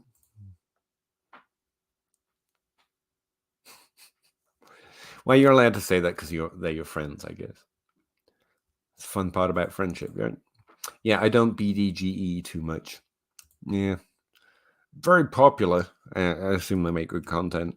I did like it's the kind of thing I noticed. Like Nick's got that part of his channel which is behind the business of which is a weird concept in general. Again, as we become more industry, it has more relevance. But yeah, it's one of those little things where they might talk like not my speed. The big dog's got to eat alpha males. Brr, brr, brr. That was a really delicately interesting space to notice. There's intelligence behind that move to have like a behind the how you do podcast, how you become popular at podcasting. And then he got Matt Kelly on. He gets big names on to talk about not fantasy, but how they grew in fantasy. And it's a really like no one was doing that. It's a niche space that he noticed and launched and just went for because he tends to do that. And I kind of respect that too. Again, it's not my speed, but it's clear that despite the energy of it, it's not, and despite like the bombacity of Matt Kelly, and you can not like it, and it seems like it's from a place that isn't smart, but there are some things, some parts of it you're like, yeah, there's a working mind going on there. That guy's good at this. Like that was a smart space to occupy before anyone else, especially on YouTube. Like he made himself big on YouTube when most of us were fighting over our Twitter followers. That was a smart move, and he was on TikTok before most other people. He's shrewd. It's not like I made a study of him. I just noticed. It's interesting, like the fantasy space. I think we think of ourselves as an old elderly dad space, but I mean, me, a Cash and Connor in my Discord all the time. He comes here on this chat. He's Connor LaPlante, worth a follow, by the way. But they're both like half my age. It's a younger, there's a large section of our community that is younger than we think of ourselves of. And it's probably where a lot of growth is coming from, as kids age into being interested in sports and this sport and playing fantasy because they're not the jocks, where is how a lot of us got interested in these kind of games. And no, it's interesting. I don't know how much of our space is divided between the youth and the elderly like me. Maybe it's becoming a younger game. I'm not looking. I'm not looking at audience kind of participation, but that might be why he angled him. Again, he's made enough smart, clearly shrewd business moves. Maybe that's why he's using that and angling it towards young people. I mean, YouTube, social media, heavily a younger space. So whether the fantasy community is or not, probably a smart angle to take. It's again just not my speed. Marketing, yeah. I I mean that he's implementing like crypto or other grown spaces, their playbook in the fantasy space, which again is kind of shrewd. Like I saw them sell a lifestyle more than actual products when it came to Instagram. They did that for decades, right? Well, not decades, but they did it for so long, and so many people became a brand for the first time through doing that. But no one really did that in the fantasy space. And now you're starting it's talking about created content creators. You're seeing people intentionally trying to use some of those playbooks in our space. And not my speed, and I think that's pretty obvious. I mean, but it's not like it's not smart. You don't see why that would be a good way of like I'd love to make this a living. It's not my speed is just stupid when it comes to yeah, but you could stop doing all those things jobs that you don't want to do and you could do this. So how is that not smart? How is that smart to say not my speed? I don't know. I just I find it difficult not to be me, but I don't think I can recognize it at least. That's the best I get. What he's trying to do. Yeah, yeah. And you're right. That's a perfect way of selling it, is selling fantasy as a lifestyle. He's selling the lifestyle. we've done that with other products and other communities to turn them into industries and turn them into, I mean, razor blades have been doing it lately, for goodness sake. Like shaving is a lifestyle now instead of a product and you pick Bic or you pick Gillette. It's now a lifestyle. And yeah, not my speed, but I think it's fairly shrewd play since no one else was doing it. I keep hoping the community veers away from heavy analytics content. It gets so boring, even if it's useful. And that's fair. I mean, it's what I like to do because it's where I think I can actually add value or find something that will help me. But I will say this, the dynasty space is 90% analytics guys. We talk like we're the minority in the dynasty space as well. I really don't think so. Like, how many Rage EQs are there? I think that's one of the reasons that he did find such immediate success, because there's actually relatively few full on film guys. We think of it as a film space with some nerds, but it's more a nerd place where we talk about the film guys sport. And there's actually relatively few good, honest, genuine, can do the content game well film guys. There's Matt Waldman. There's some hybrids that do both.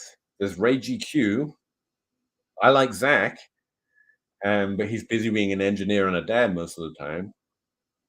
Um, I mean, there's who declares himself film guy, you know? There's hybrids, there's nerds, and then there's just a couple, I'm about the film, that are actually good, that are able to do it without thinking they have to be dismissive of analytics to be a film guy. So therefore put your back up straight away, since most of the audience is used and most of the creators are analytics guys. There's just an energy that's not going to work a lot probably. But yeah, I think it's a good point. We're mostly analytics guys, but we think about I think we think about the space the other way around. It's oversaturated with nerds, but we think of ourselves as a minority. Because to be fair, there's reason I think. Like analytics generally doesn't dismiss film, but we get talked about on TV like we're dismissible.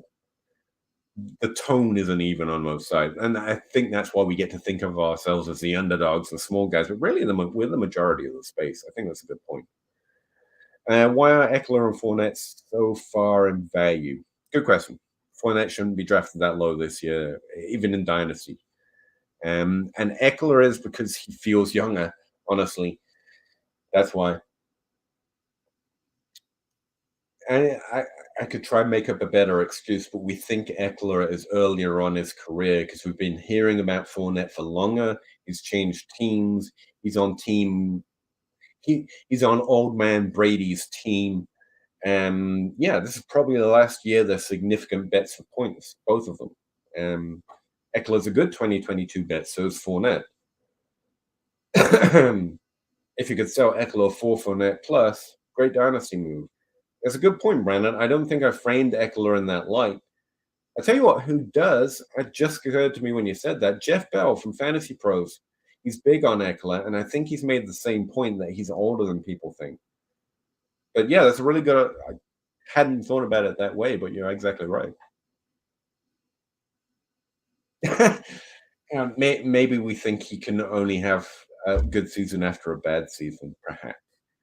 But I think just saying it out loud, you can probably not right, even if that's why.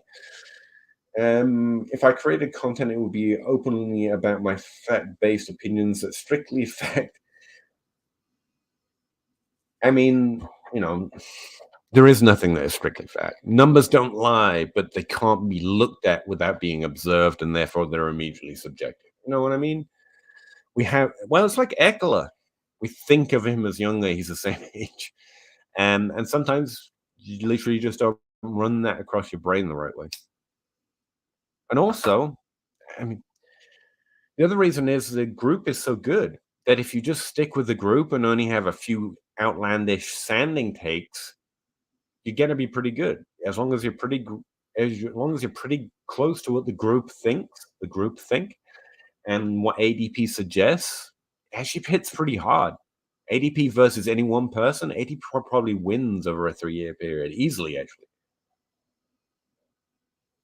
Might lose an individual year badly, but it wins a consensus 3 years versus any one person handily over a 3 year. Like if we had 3 years to compete against ADP, you versus ADP, the person, no matter who it is probably going to lose badly on average over the 3 years, even if ADP loses drastically in one of those years. At what point did you leave Jacoby Myers for Kendrick Bourne?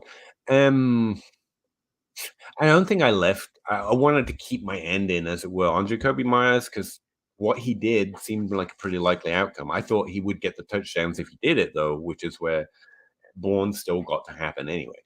And I haven't left Jacoby Myers. There's actually positive signal there too. But again, it's kind of the once you've seen him with the role and the result, you expect change or to someone else, or you expect to continue.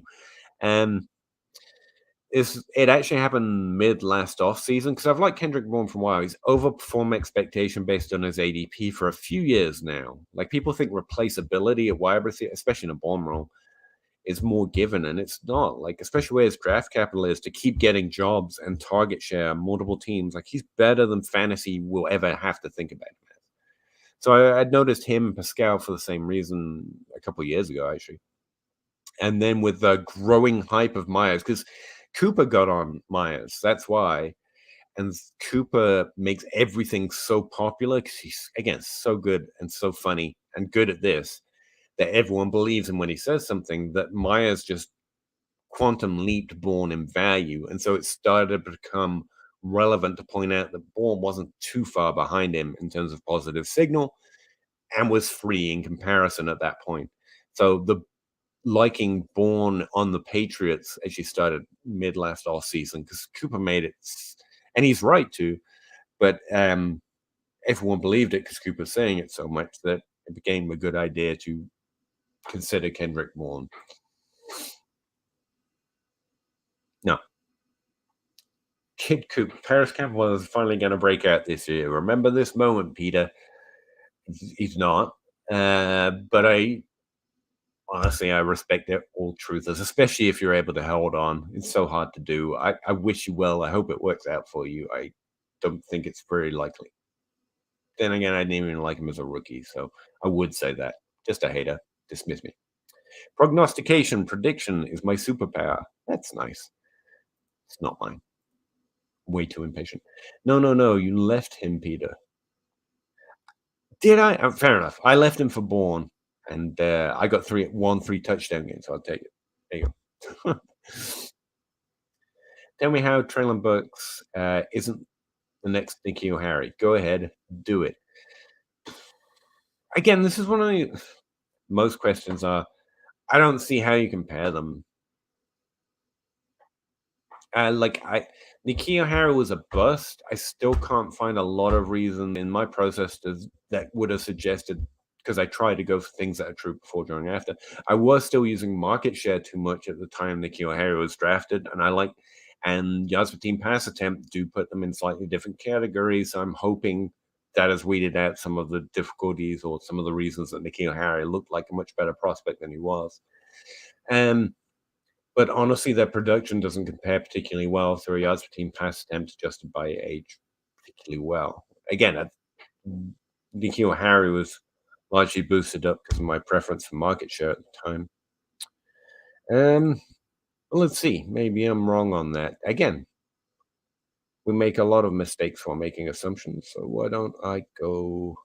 Where is it? I need the static one. I'm not going to do this on the live database. I'd close down the stream. It's so big at this point. I got too many things running right now. Let's see.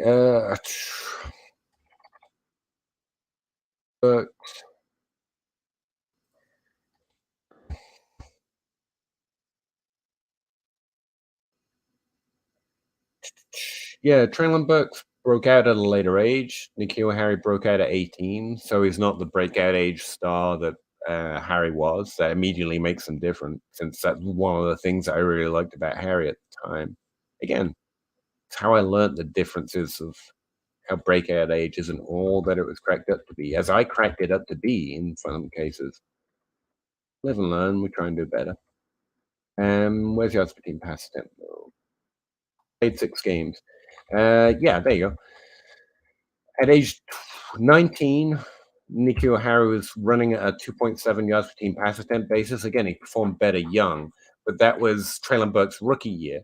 When you look at the height of their powers, Traylon Burks is running at a 3.9, and Nikhil Harry is running at a 3.0 at age 20. So he's doing it younger, but adjusted for his career path and also age adjusting it as well. Traylon Burks was doing better on a year-to-year basis. Again, to be clear, it's not like I know why Harry busted. Harry still looks like a really decent prospect, even though we know the result. He's in the 91st percentile of my pre-draft model, so just production. And now that I've converted to yards per team pass attempt, that's still too high. He is a bust. I was wrong. But Traylon Burks across the same model is a 99th percentile prospect. They can they compare, but like I wouldn't see any direct comparisons. Especially since one's older player, he's not an early breakout. Like the way I profiled doesn't bring them up into comparisons. And apart from that, I'll agree both of them have landing spots I don't understand. I don't know why either team went for them. I don't know why Harry fell, since I still can't explain why he busted, to be fair. Um, where did Burks go in the end? I've forgotten. It's Arizona is where Harry played. Arkansas is where Burks played. Oh yeah, he went to replace AJ Brown, even though he's not AJ Brown. I guess that makes more sense on the New England destination. Um, I'd have to borrow from other people's description of how they play to actually explain why I think their landing spots are different.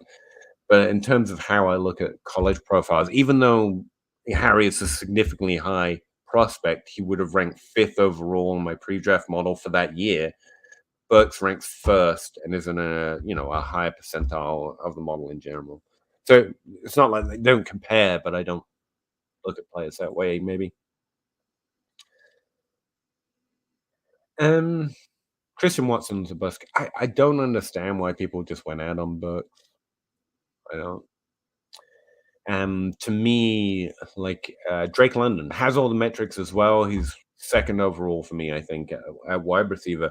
But his path, when I consider how he plays or how he played, not in a model, so this is just my opinion on the way they created their production, looks like a much narrower path to me. Like this, be Mike Evans or fail. And most of the write-ups I've read about Drake London, which have not comforted me, have been about how he can play entirely differently and therefore exceed. So it's like they know that, but they're prophesizing something that I don't even like. He's going to suddenly play like a different player, and his skill set will like. It seems like it's based on a lot of if. Having said that, his metrics are there. The few metrics I use, yards per team pass attempt over age production. So I can't disagree, but that's the bust that I'm worried about, to be honest. Olave Wilson, I think the floors are pretty safe. They're both experienced and very talented at a high volume role on teams that are valuing them. They seem pretty safe with likely less upside. So Burks and London seem the potential bust for ceiling candidates. And I'm more worried about London. And Watson, I don't know. Once you're at the end of the first round, those players are more likely bust candidates as they are. Like again, rookie hit rate ADP is not great, but I think it's fine. Like I'm not concerned about Burks. A lot of people are, so I think it's fair. I'm not saying you're wrong. Just trying to explain why I think about it differently. I think all 22 rookies are going to feel somewhat disappointing this year at wide receiver. Burst is not a typo. Ah, okay. Apologize. Why were people buying all the Rams weapons when Stafford joined the team, but when AJ joined the Eagles, all of the Eagles were sells, including AJ Brown? Not a clean comparison. I mean, Stafford elevates the receiving options in uh, Los Angeles. Yeah, AJ Brown can't directly elevate the expectation for the receiver. Like he's not the one throwing the ball. I think he should elevate the team, but he also caps some of the ceiling of the other Eagles receivers. Like that's the thing. Good players help out other good players on the team, but you also know you can't Calvin Johnson. There's only one Calvin Johnson per team. There's only one Jarvis Landry per team. However, they are the highest scoring wide receivers. There's only one of them, and sometimes they can tandem it. That's the thing. Like Cup and Woods were both good on the Rams, but Cup had a historic season without Woods and with Stafford. Like there's a higher ceiling if you don't share quite as much high level company. Both things can be true. You know what I mean? Um, so I think that's ultimately one question I did have is why aren't people immediately elevating? And to be fair, both Woods and Cup are still being drafted at wide receiver 30s that year. We talked a big game, but we weren't drafting them nearly high enough considering the expectation. And the same is true with Denver this year. It's the same thing, and we're doing the same thing. We're talking up their receivers, but both are still drafted at or outside the top 20. Like it doesn't add up. It, we need we need to bet on our rostership, right? The thing I'm trying to do better at Dynasty. And Wilson going to Denver should be considered similar to Stafford going to the Rams. Laquan Treadwell, he was even worse. Like Laquan Treadwell was the one everyone liked that year that I said was gonna bust, very likely a bust. Don't understand why people like him. Then he busted, especially when he went to Minnesota. Like, how much do we hate lower drafted players not to know with a certainty that Diggs and Thielen were going to kick that guy's ass for targets, not physically. I'm sure they're all very good teammates together. Like night and day in terms of ability in college, even at different levels. And again, Burks may well be a bust this year, but Treadwell profiled poorly, not just worse, like Harry does to Burks. Trevor just poorly, especially as a first round pick. Just pick a bus. And Burks could, but again, the reason the people still on my bus list are ones I don't know the reason for. And there's just that variance in rookie evaluation. Some like Harry, I still would draft him really high if I didn't know the future in his rookie class. I think I get it more accurately within that rookie class and than I did at the time because of market share, but I still think I would have expected him to be good. I not I don't know. I literally don't have all the answers. Part of rookie evaluation is accepting it's about risk tolerance. Most rookies miss. 2 to 3 are good by the end of the first 3 years. This is considered a deeper experience, not a high level hit class, even by the NFL. Those they took shots on for those high level hits were Traylon Burks, Drake London, and I think it's pretty clear they're expecting something out of who's the other guy? Williams and George Pickens, based on the concerns they had and where they were taking the NFL draft. The rest are kind of safe, decent prospect picks, and that's good. Garen Wilson is a guy in this draft. Yes, he is. Again, who's also pretty good in college. I have a lot him next, like everyone else, neck and neck with Olave. Elena Olave, just because I don't think the concerns make as much sense on him. Like he played an extra year, therefore he's worse, but he performed relatively well as Wilson for the first 3 years. So I don't know. Seems like hoping variance when goat swings in your favor.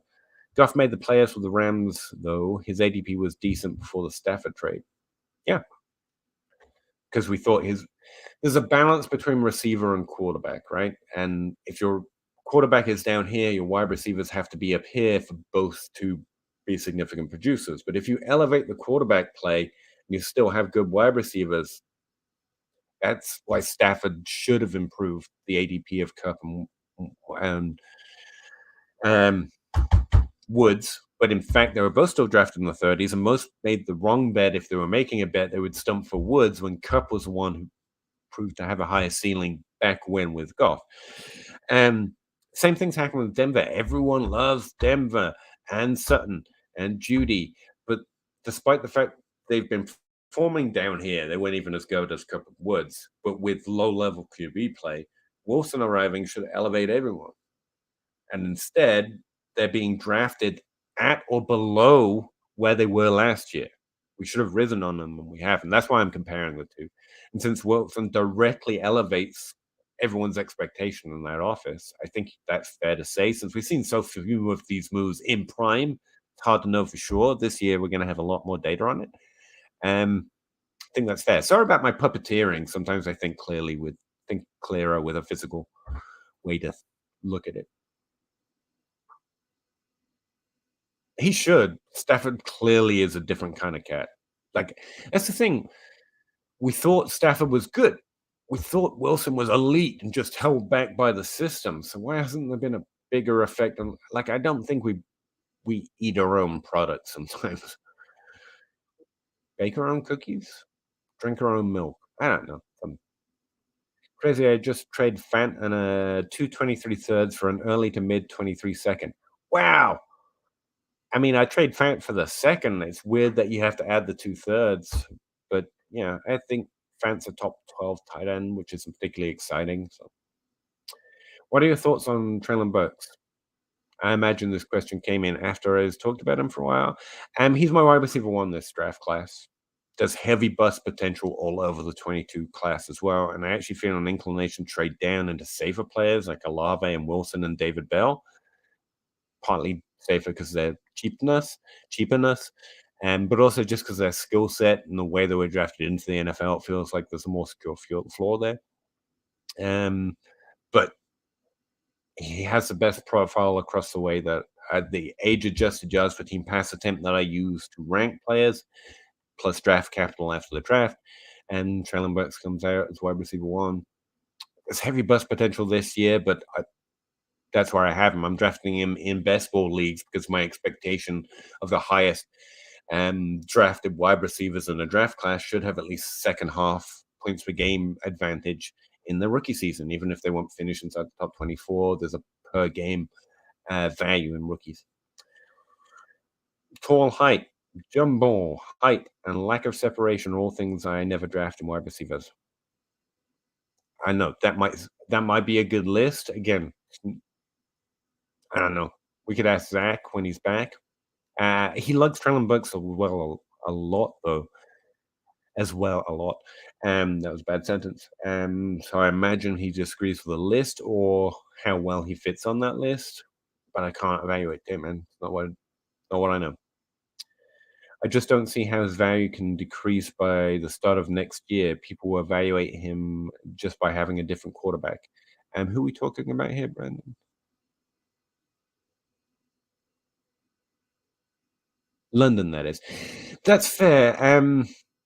Again, he's more. I think he should be the second drafted wide receiver this year. That is not meant to be shade. I'm scared of the 22 class. These are the two drafted to have upside by the NFL very clearly.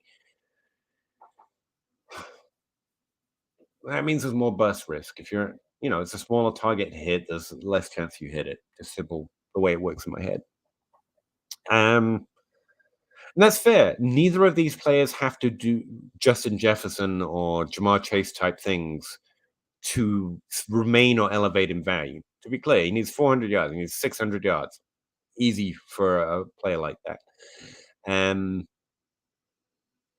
so it's a value conversation, right? Like I'm drafting him as a second wide receiver overall this year. I'm heavily favoring wide receivers over every running back except for Brees Hall, even though I'm expecting running back breakouts this year. So it's not like I'm saying undervalued Drake London. Um, would I trade him for a 20 to 23 first, though? Straight up, any first? Yes. Because I think there's less potential. Would I rather have Devontae Smith? Yeah. Elijah Moore? Yeah. I'll take that floor, and they're still young wide receivers. Yep. So I'm not saying he's going to be bad. I expect him to burst. I'm more concerned about it. So I'll take safer, similar valued assets, especially if you're going young, proven wide receiver. I mean, there's not a lot of you've got a safer floor, even if there's less upside. But it's again, London, if he hits, is going to be big. Be clear. That's true, Brandon. I don't get the prospect hype for Burks. Again, guys, I think if you're saying why are people high on Traylon Burks, I think that's a little disingenuous if you look at what's actually happening. Traylon Burks has consistently fallen after the draft, both in ADP, best ball, dynasty. There have been negative reports about his asthma. I think he's the one falling. He's not the one being increased in value. But again, your leagues may differ.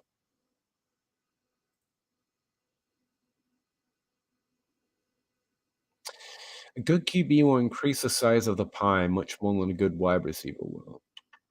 I think that's a fair statement. I think expecting either to increase the pie itself rather than increase the value of the I think more about it as in terms of I don't expect 20 more passing attempts per game or 5 more passing attempts a game. Instead, I think those passes are more likely to be completed. They're more likely to visit the red zone because of that. And so there's going to be more touchdown and more yards per game that wide receivers are catching. So I think about it more in terms of the efficiency of the offense and the size of it. I mean, Tom Brady doesn't mean that you have exponentially more passing attempts than Blake Bortles. Blake Bortles was probably passing more often a game. There's a balance in that too, because they were losing. Okay, I think we've got a few comments here I'm gonna have to delete. It's like 2 in the morning, so I'm gonna have to get out of here. Look over there. I don't think I will. Burks is yeah, I think it's fine. I'm scared of this rookie class in general, which makes it sound like I'm talking them down. I understand. I'm a nerve. Look at me. I'm a weak little nerd. I'm just nervous. But I'm going to say he's the wide receiver one because I think that's what's going to happen. And that way I can look back and say, see, I was nervous if you buzz. Or see, I said he was wide receiver. Honestly, that's how I'm playing the 2022 class. I'm going to value knife. And if it tips towards value, I'm all out. And if it tips towards he's a value, I'll just continue to stay on this knife of being nervous, but I'll take Burks. If you're trading him for less than he's worth, I'll take Burks. Same with London. I'm playing the value game very strongly. I don't want to lose, but I don't want to go all in, which is unfortunate because if I felt willing to, again, Burks is falling in value.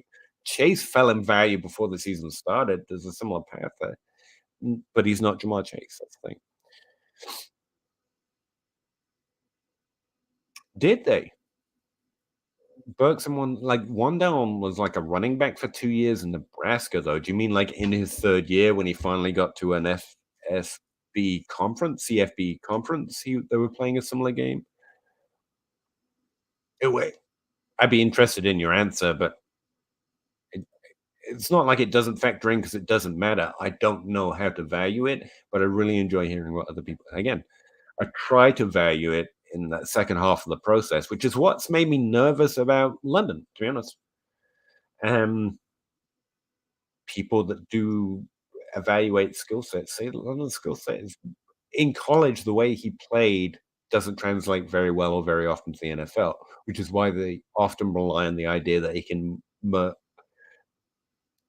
diversify the way he plays the position in the NFL. But that seems, again, a lot of ifs. But I didn't move him down my ranks because of that. I just flatly state I'm a little more nervous, and because of notes like that, it makes me nervous about the upside of the 2022 class. I don't think I know where the hits are as securely as I normally do, so I play that value now. I have Hawkinson and now 8 picks in the top 16. Wow, in the 23 draft. So you should be good after the 23 class. Dynasty begins, kind of a thing. It was kind of to reassure I get another tight end in the third. That's fair enough. You should definitely get a tight end with the first 16 pick. No, London. Oh, okay. Sorry. I will tell him anything you tell me to, Joe. Tell me what to do, and I will do it. All right, guys. I should get out of here because I can only make up for my own failings so much, in one night. Next week we're back on at 9:30. Promise I won't be called into emergency at work just before the show starts next week, and that Zach and all at house will probably be able to make it. I can't actually promise they'll be here since they get to decide that, but hopefully they'll be able to make it. They'll be able to forgive me too, and I'll come back to the Dynasty Grind. In the meantime, I'm gonna get out of here because I got to get sleep and go to work for my. They stole the one little bit of time. I'm kidding. Um, I don't have Zach here, so it's going to be harder, but I'm going to fake having Zach here. I really appreciate everyone. Thanks for sticking with me and coming back after I was late. If you did, it means a lot to me. And so do my Wednesdays. It really sucks that I screwed this one up. But I appreciate it. I really do. For now, we're going to do the whole look behind you thing, and then I'm going to leave. But know that I don't want to. And I wish Zach and Russ was here, especially. But thank you. My fault. I apologize. Look over there. Bye, guys. Bye.